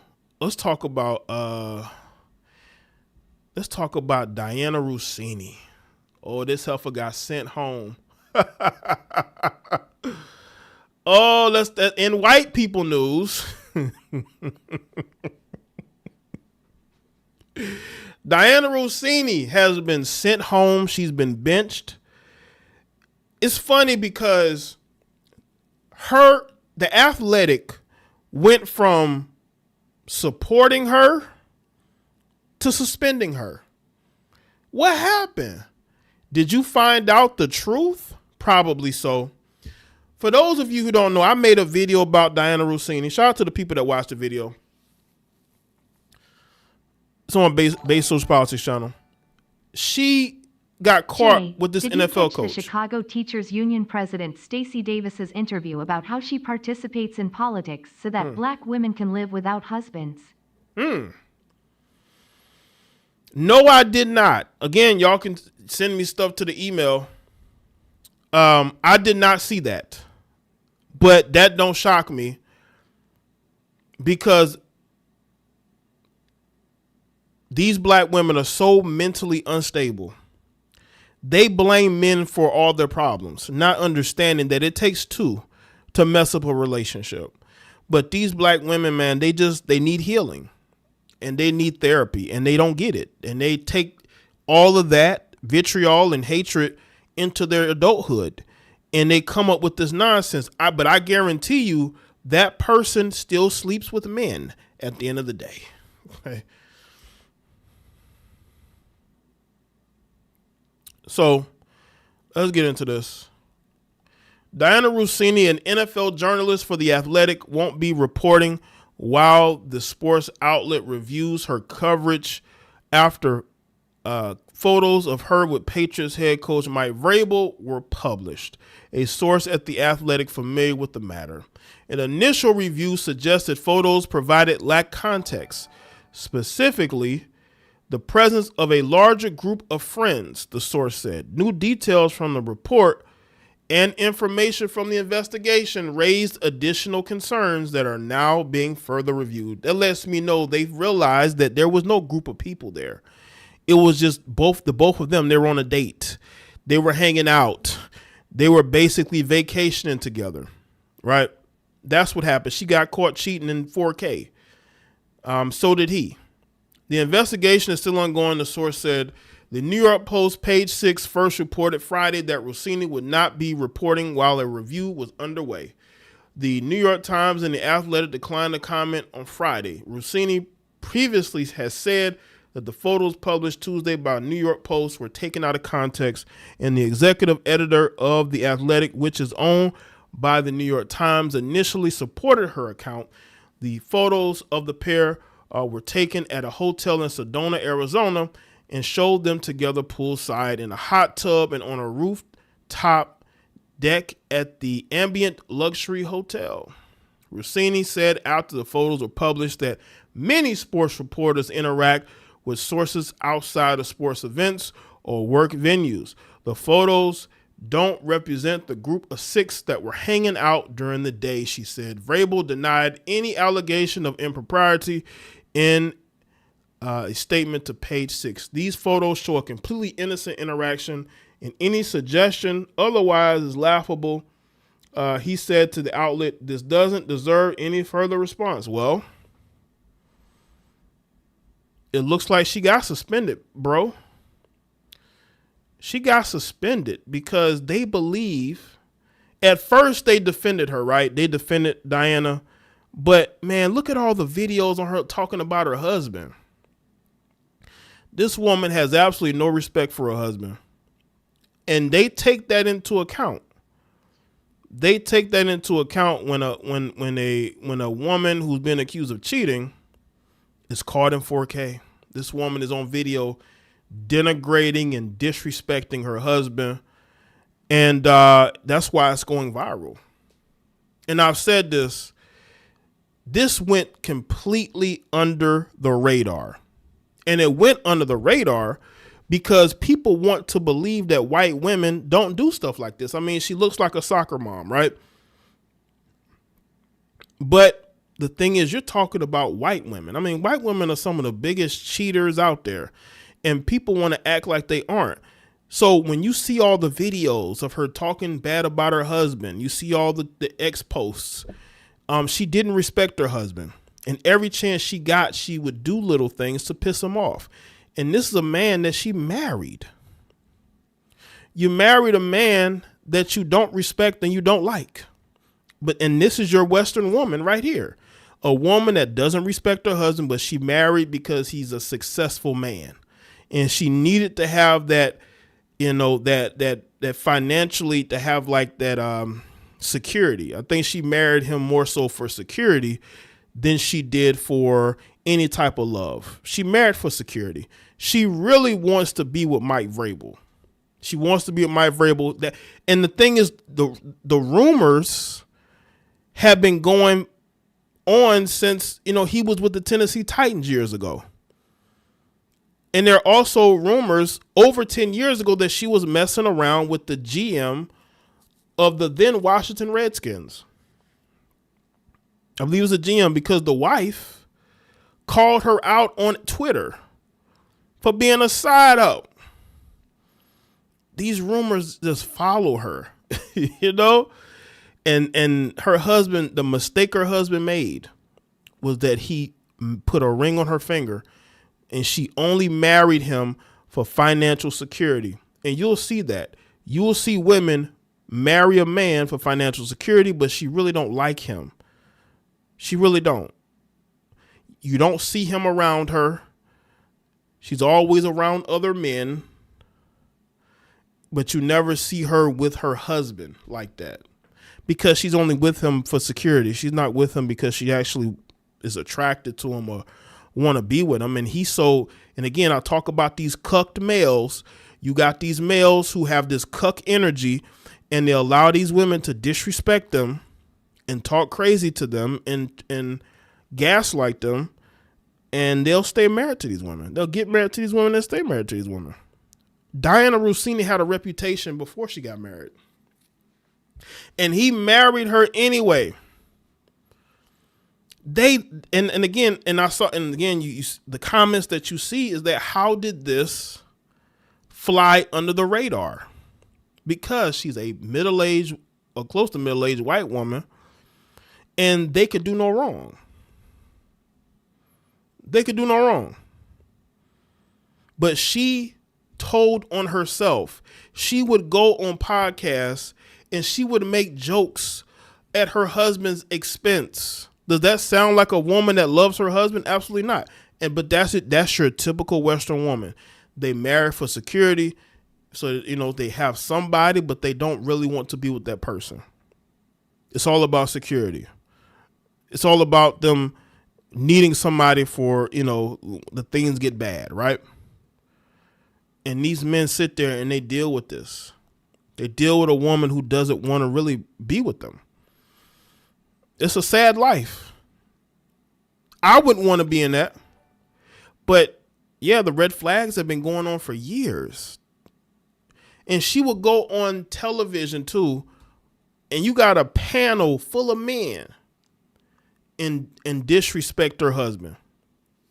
Disrespect his looks with a panel full of men. And these are married men. These are men who get on TV and they praise their wives, and they have to see this woman disrespecting her husband. What can they say? They can't say nothing, because the American man has been cucked. The American men have been told to just shut up and let your wife do whatever. Praise her, put her on a pedestal, even though she's very flawed and she could possibly be cheating on you. This is where we at, people. This is where we at. Salute to everybody that's here. We catching up on some topics live. You dig? Catching up on some topics live. Hold on. I got another one here. We're going to talk about Kimora Lee. Kimora Lee is going through it, man. She's trying to change her name because they're trying to put her out that house, and she's bitter because, she didn't get a big cut of the settlement money from the sale. So Russell had to check her. Now this is what Kimora. This is what. And shout out to Devon. Said this is the mark of a simp pathetic. Appreciate that, man. Kimora Lee shares the surprising amount of money she made from the sale of baby fat. You live and you learn. Simmons recently relaunched a label, which was a favorite of celebrities in early aughts. Kimora Lee Simmons is sharing how much she made with her brand after selling the brand. She spoke to Emma on a recent podcast saying, "You live and you learn." Kimora Lee Simmons opened up about how much she made from the sale of her brand Baby Fat. On Tuesday, April 7th episode of Aspire with Emma podcast, Simmons, who's 50, spoke about the brand, which was initially launched as a women's wear offshoot of the menswear label Fat Farm, launched by her former husband, Russell Simmons. Baby Fat by Kimora Lee Simmons label grew into one of the most recognizable brands of the early aughts. In its heyday and under Simmons as creative director and president, the brand made revenues of more than $1 billion per Women's Wear Daily. In 2004, American apparel manufacturer the Kellwood Company announces plans to acquire Baby Fat, and its parent company Fat Fashions. Baby Fat ceased operations in 2010 per Vogue, but Simmons reacquired the brand in 2019. That's because the brand didn't have any value, so she was able to buy it for cheap. You live and you learn. I think we ended up selling it for $100 and something million. I probably got 20 million of that or less. And the entire sale was based on Baby Fat, Simmons said. So out of the whole sale, which I think the sale went for 150, she only got $20 million according to her. And she feels like she was owed more. But Russell, and I'm gonna get to what Russell said, no, you got exactly what you were supposed to get. Simmons went on to explain that she missed all the preliminary conversations about the sale, claiming I wasn't privy to the fact that these conversations took place. Speaking of people in 2023, Simmons said her relaunch of Baby Fat would not only cater to millennials who fell in love with the brand in the early 2000s, but also tap into the nostalgia trend of Gen Zers had embraced years. Now let's get to what Russell had to say. You know what I'm saying? That's the headline there. Russell says she's right. She didn't own any. I gave her the brand which already existed. I gave designers support, fame, and at the end, money. Stop playing with me. This was pure generosity. You know what I'm saying? Russell, like, man, quiet that. Shut that noise down. It was my company. I supplied you with everything. You didn't have to pay for nothing. You didn't put money into it. Why do you feel like you were entitled to more money? And I agree.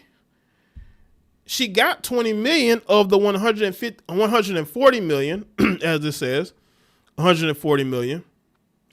But Russell says, listen, I supplied everything. It was my company. I just gave it to you to run. I gave you the designers, the support, and the fame, because again, without Russell, no one would know who she is. And she's getting on here, you know, crying about why she feels like she should have got a bigger cut. Y'all got to understand, you know, Kimora is in a very bad situation. You know, she is in a process of being put out of that $25 million mansion due to her ex-husband being a scammer and stealing money and using that money to put forth the house, the mansion, right? And she's been squatting in that house. She hasn't paid not one mortgage payment or however the situation was, the arrangement. I guess she was paying the person who actually, I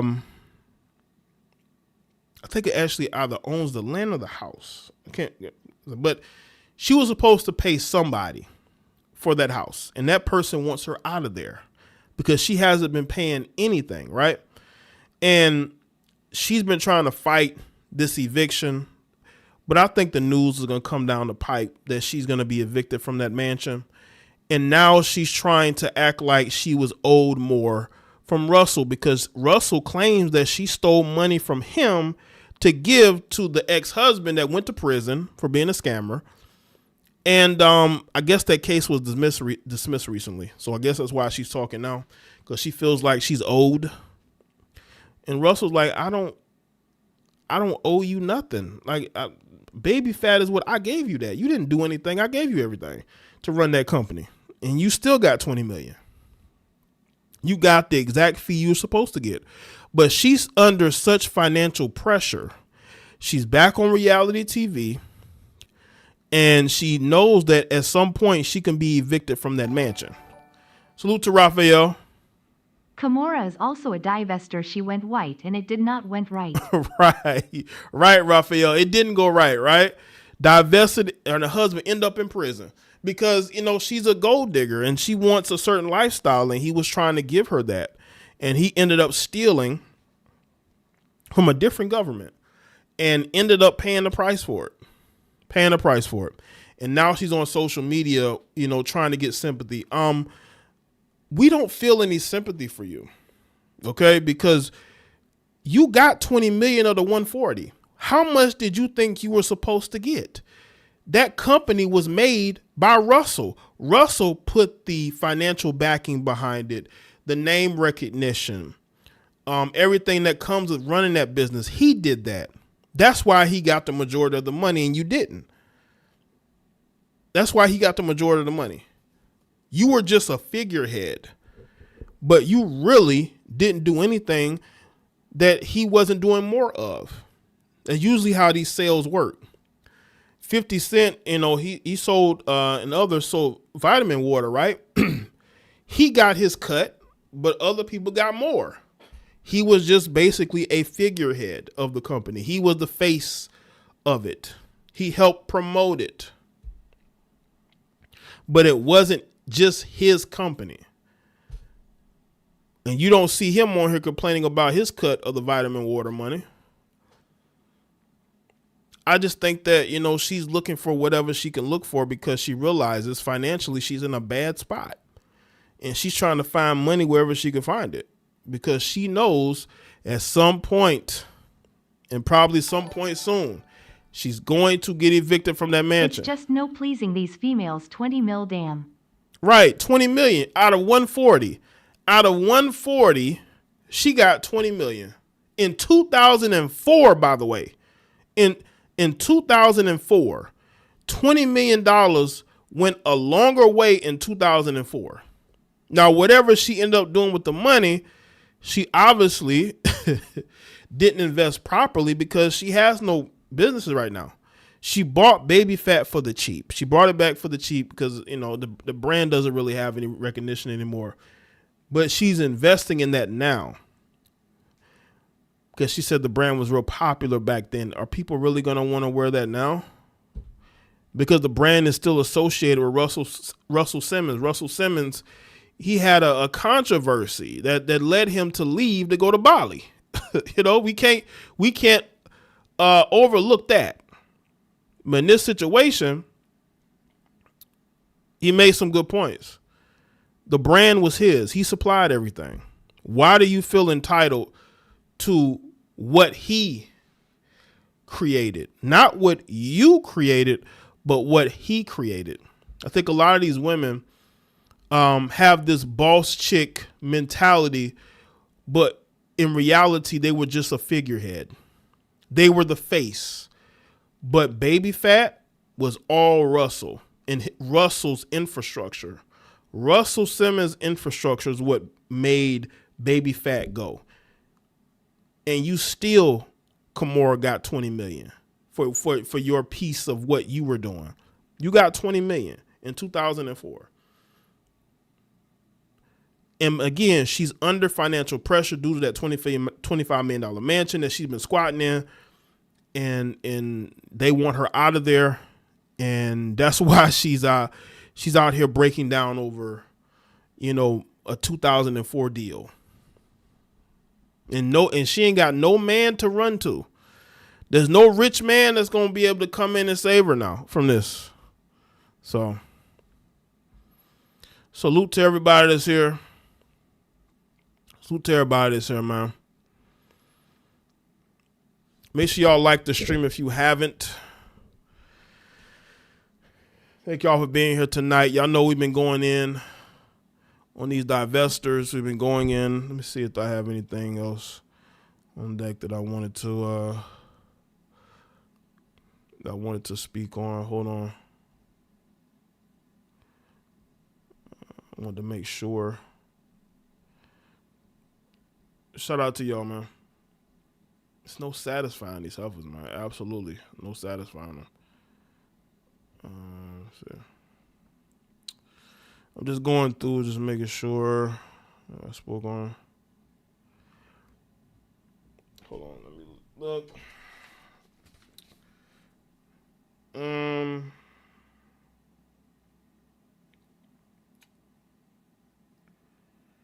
I think that's about it. But let's close on this.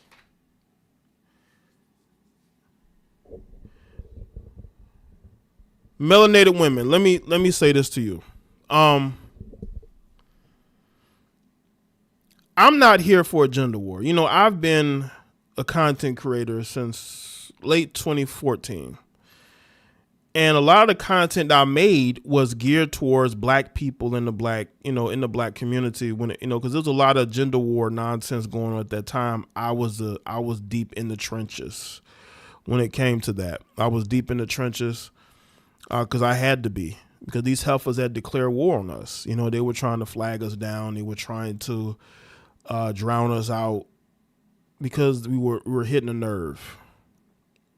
We were hitting a nerve. And I think that I've come to the conclusion that there's no satisfying these women.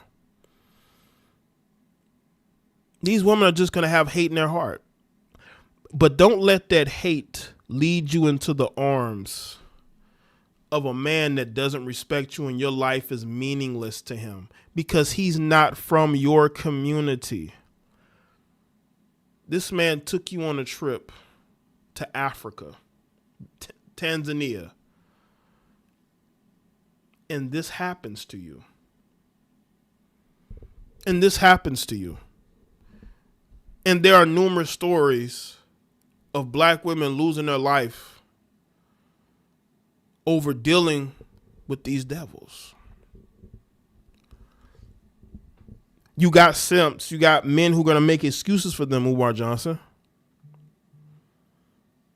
Don't let the hate lead you into the arms of a man that's going to hate you more.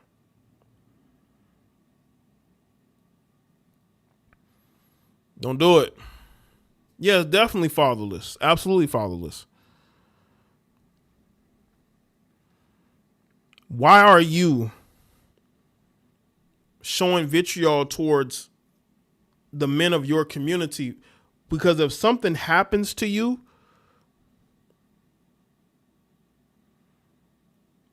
the white men ain't going to be out here defending you. They're going to defend him.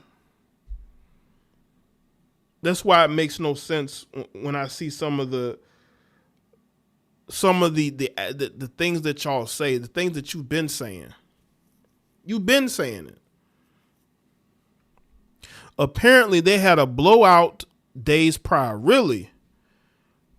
I wonder what that would be about. I wonder why they would get into it. You had you had Fresh from Fresh and Fit who alluded to the fact that she was possibly dealing with a Pookie or Ray Ray type guy. You know what I'm saying? She's 31. I don't expect a 31-year-old female to give up all the men.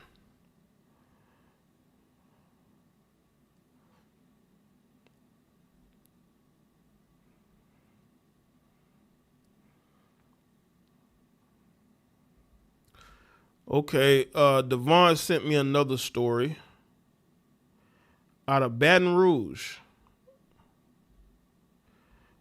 Oh, these heifers be having hate in their heart. Let's get to this one while I'm live. Why not? Let's get to this one.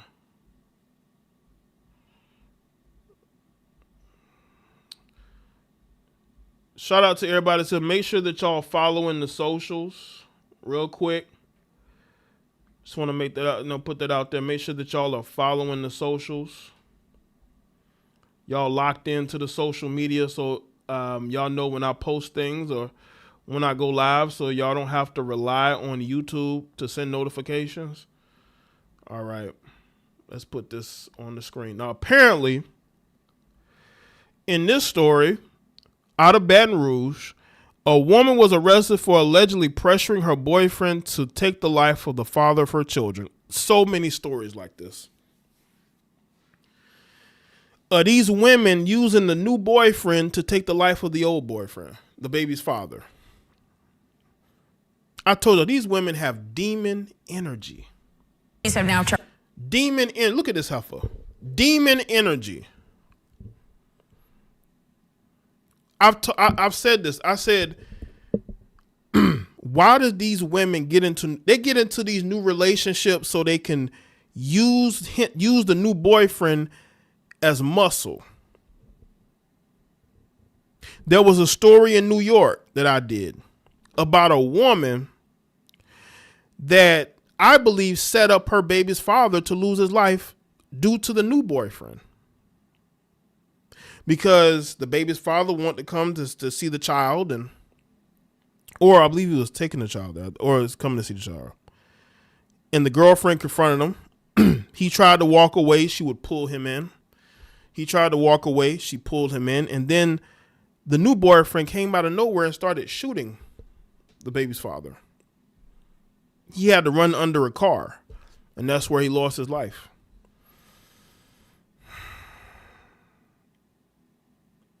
You got to be careful who you have kids by. These women, man, children just brings out the worst in them. Children bring out the worst in these women.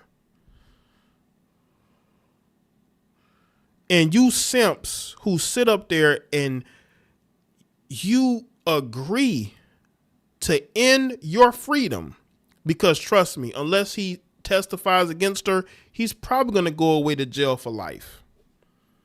Because of course he probably has a record. Just dumb. You men are stupid. Y'all are willing to crash out over some mid heifer? Are you serious? Charged as second person in an apparent domestic dispute where the killer shot down another man execution style. According to arrest documents, the second person charged was the victim's former lover who ordered his killing. David Hamilton reports. This picture of victim Anthony Wesley Jr. shows his love of family. He was a great guy, like I said. Oh, there's the cause right there. This is his girlfriend. I guess this is the new girlfriend.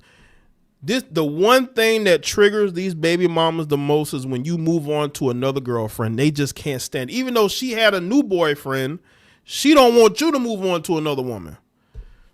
Y'all see how sick these women are?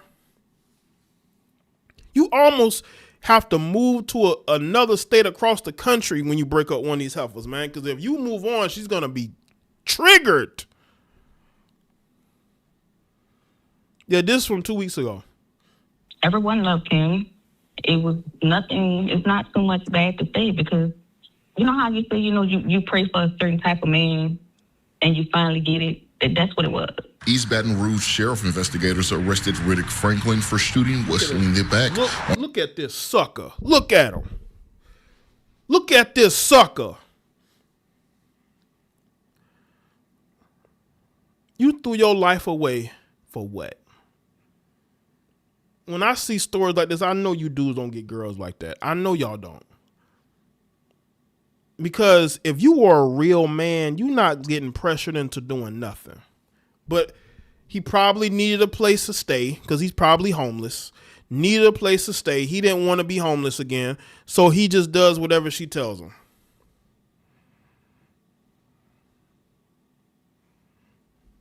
Now this guy's definitely embarrassing black men.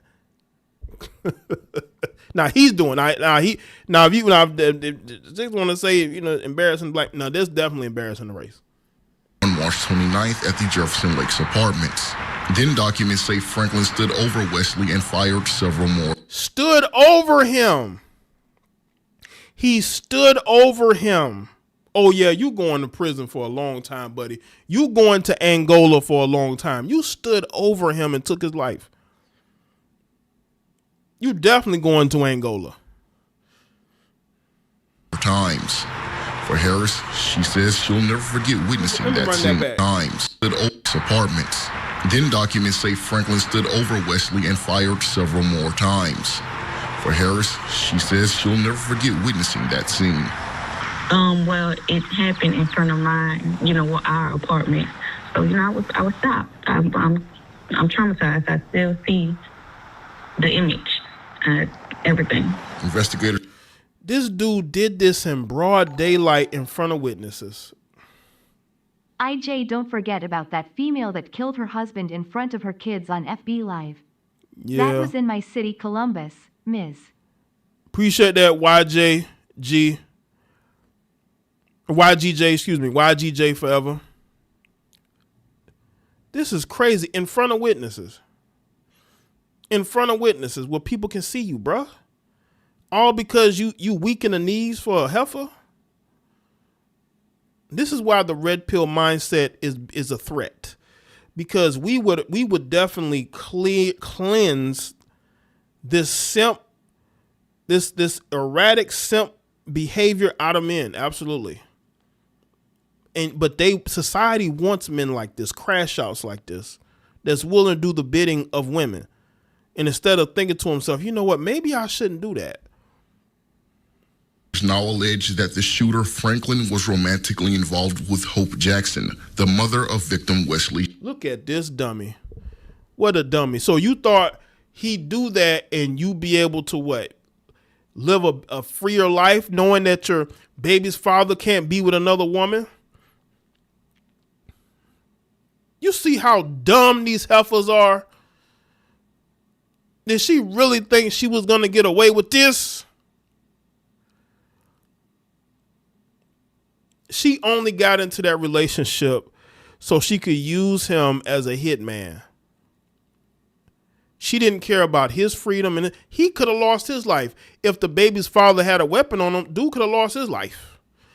She didn't care because she be damned if he dates another woman except her.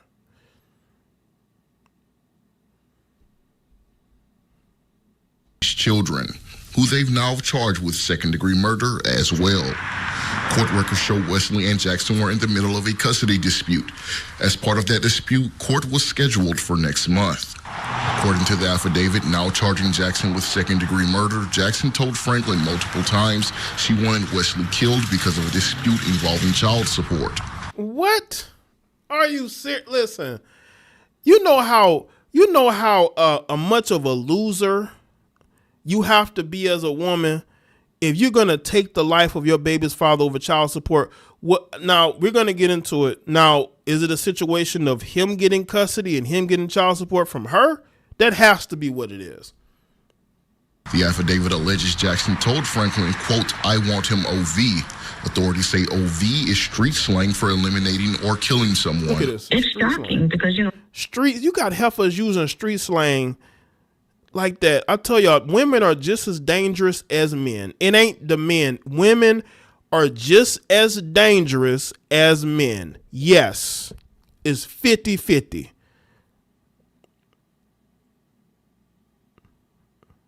All over child support. You would think that, maybe the other way around and he'd want to eliminate her for child. No. She wants to take him out over child support. So did she have to pay it? Because that would definitely lead me to believe she's a loser. Well, these are your kids' father, and why would you want to put the kids through that? Harris mourns not only Wesley's death, but that this dispute escalated to such violence. Oh, and Anthony could have talked it over and maybe, came to a conclusion or whatever it was that they had going on with the kids. Like, it didn't have to come to this. He didn't have to lose his life. In addition to... Them photos sent her over the edge. Them family photos definitely sent her over the edge, man. In addition to second-degree murder, the accused gunman, Franklin, faces charges of illegal use of a firearm, possession of a firearm, and obstruction of justice. Hope Jackson was booked in jail facing second-degree murder charges. And they need to keep her in jail. That heifer don't need to be in a freer society. She does not. Leave her in jail. What a complete bozo. Where is this heifer? What a bozo. Her and her boyfriend. She picked the simp. She definitely picked the right simp. Look at them. These women be dating some of the biggest suckers out there.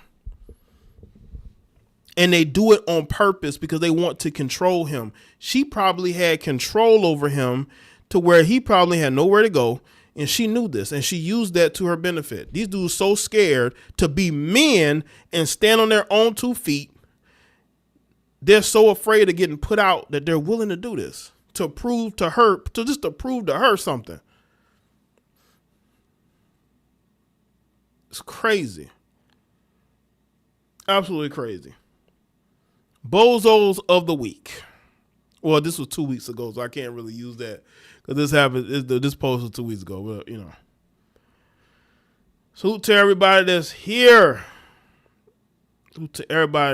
Yes, all over child support. Make sure y'all follow all of the socials. Everybody on YouTube, Kick, Twitch, Rumble, Facebook. Shout out to everybody that's listening. All right. Man, the simps out here are insane, man. Like, what's going on with you dudes? You dudes have given up. You've just given up, huh?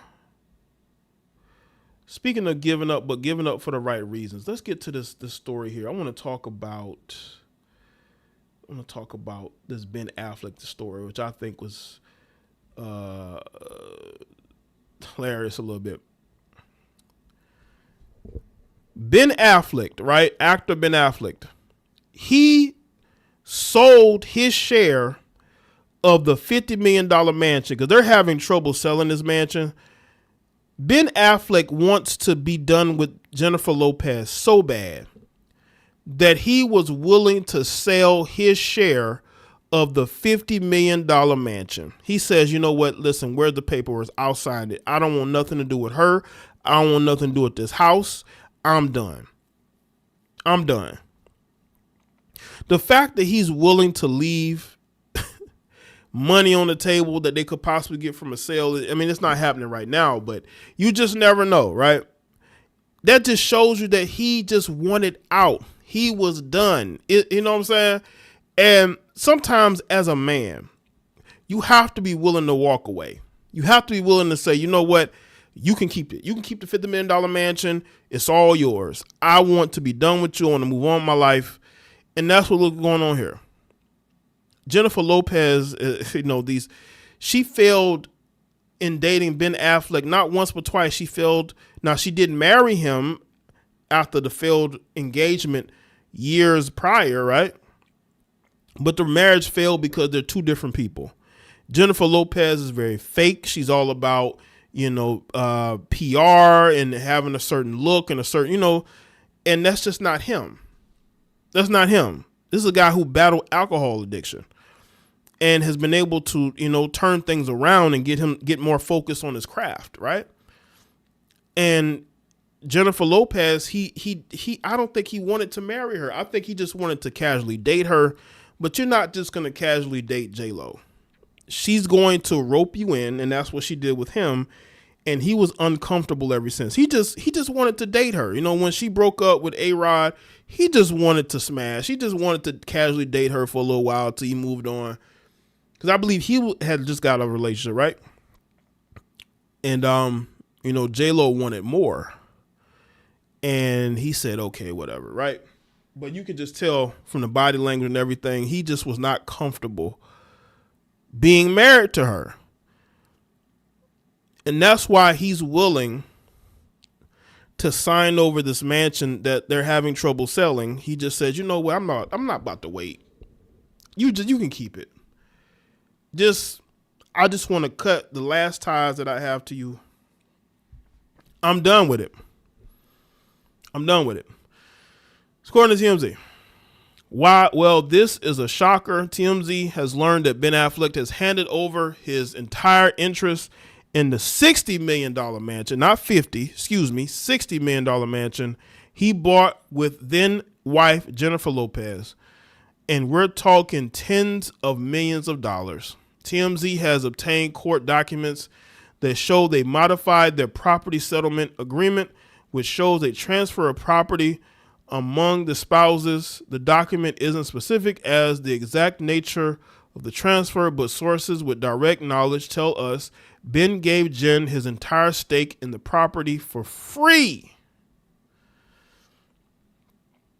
TMZ broke the story that when they bought the property in May of 2023, they plunked down $60 million in cash. On top of that, they spent millions of dollars on improvements. So they just threw money into this house. They've been trying to sell the house publicly since July of 2024, a month before Jen filed for divorce, but so far no taker. Listen, first of all, buying a $60 million house that you have to make renovations to, you're just throwing money away with that. That was just a terrible investment. Terrible investment. Ben Affleck had a company he just sold to Netflix for $600 million. Well, listen, Ben got the money, but he that's why he just ready to sign, because anybody else are not going to sign over, their share of a $60 million house. They initially asked for $68 million, but lowered the price to $52 million in September, still with no luck. Nobody's buying that house. They're gonna have to lower that house. They're gonna have to take a loss. They may be able to sell it for less than maybe about 40, but nobody's buying that $52 million. What? especially when they had to make improvements to it. Jen has been living in the house because she's renovated the one she recently bought. As for why Ben had the burst of generosity, well, dude is flush with cash after selling his AI company Into Positive to Netflix last month for a reported $600 million. So shout out to Ben for getting paid. I bet it was her idea to renovate the mansion. Yep. Yes, it was. Absolutely. Appreciate that. Why, GJ forever. You know it was her, because she's renovating her new house. Renovation is something that, men renovate, but renovation, especially for a $60 million mansion, is definitely something a woman would do. A $60 million mansion, but you still want to make renovations. So he got the money. So I guess because he sold this company to Netflix, he's definitely feeling generous. If I get this $600 million deal, where I get this, this huge amount of money, and the only thing keeping me closely connected to Jennifer is this mansion that nobody wants to buy, I'm just gonna sell my stake in it. Here, you can have it for free. So shout out to Ben. Yeah, Ben definitely got the bag. Ben got the bag. The dude had not only did he did a Netflix movie with Matt Damon, but he also got $600 million, man. This man he was like, where do I sign? I'm tired of dealing with this heifer. You can keep the house. I'm saying I'm getting paid. So I don't need my cut. You keep it, right? You keep it and you figure out how to sell it, right? So shout out to Ben for that, right? So, short story, Ben's now cut ties with Jen. The house is a white elephant, but because Jen got this huge gift, she'll probably make money as well when she sells it. If she can sell it.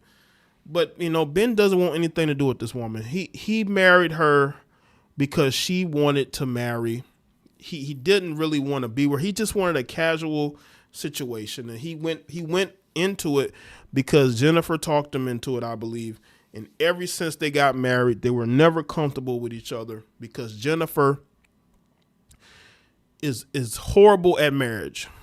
The only good relationship she probably had was with Mark Anthony. But every other relationship has failed. She was with Alice Rodriguez. They were engaged. That didn't work. Ben Affleck for the second time. They get married, but it fails quickly. And publicly, they just look like he didn't look like he enjoyed being around her at all because she can be very manipulative. And again, he just got paid. So he is not worried about this $50 million tin can because they can't sell it, right? And why do you need a house that big? I know both of them got a lot of kids, especially her. But why do you need a house that big? I've always thought this. Why do professional athletes on their first contract got to get a big mansion? You the only one live there, bruh. Is your family living there too? Get something you can afford. And you can buy in cash so that when you retire, it's yours. You ain't got to pay, no mortgage. But that mansion, you're going to have to sell that mansion when your career is over, if you can sell it. So, yeah. I think that's it. I think that's it, fam. It's about 12:30 Eastern Standard Time over here. So shout out to everybody that's here, man. Thank y'all for being here. Hopefully y'all are subscribed here. If you're typing, you're subscribed. Join the channel. You become a member. And also, y'all make sure y'all support the Patreon. Support me as a content creator. I'm putting exclusive content over there, but I still want y'all to go over there and support. Also, the socials are in the description box. And also, I'm on Kick. I'm on Rumble. I'm on Twitch. So if y'all are on those platforms, y'all follow me over there, JayeDeBlack, right? This was a great show. shout out to everybody that donated tonight. I appreciate y'all for donating and supporting and being interactive. And again, if there's any topics, y'all know where to send it. Right here on the screen, man. So shout out to y'all, man. Moderators, channel members, Patreons, the people that's been rocking with me for years. Thank y'all for being there and being real supporters and not just being part-time supporters or being supporters, needing a reason. Like, what do you mean need a reason? I'm him. That's the reason. I'm JayeDeBlack. That's the reason. So, so shout out to everybody. Thank y'all for being here. Let's see. I'll see y'all in the next one. Y'all take care and have a great rest of your night, morning. All right.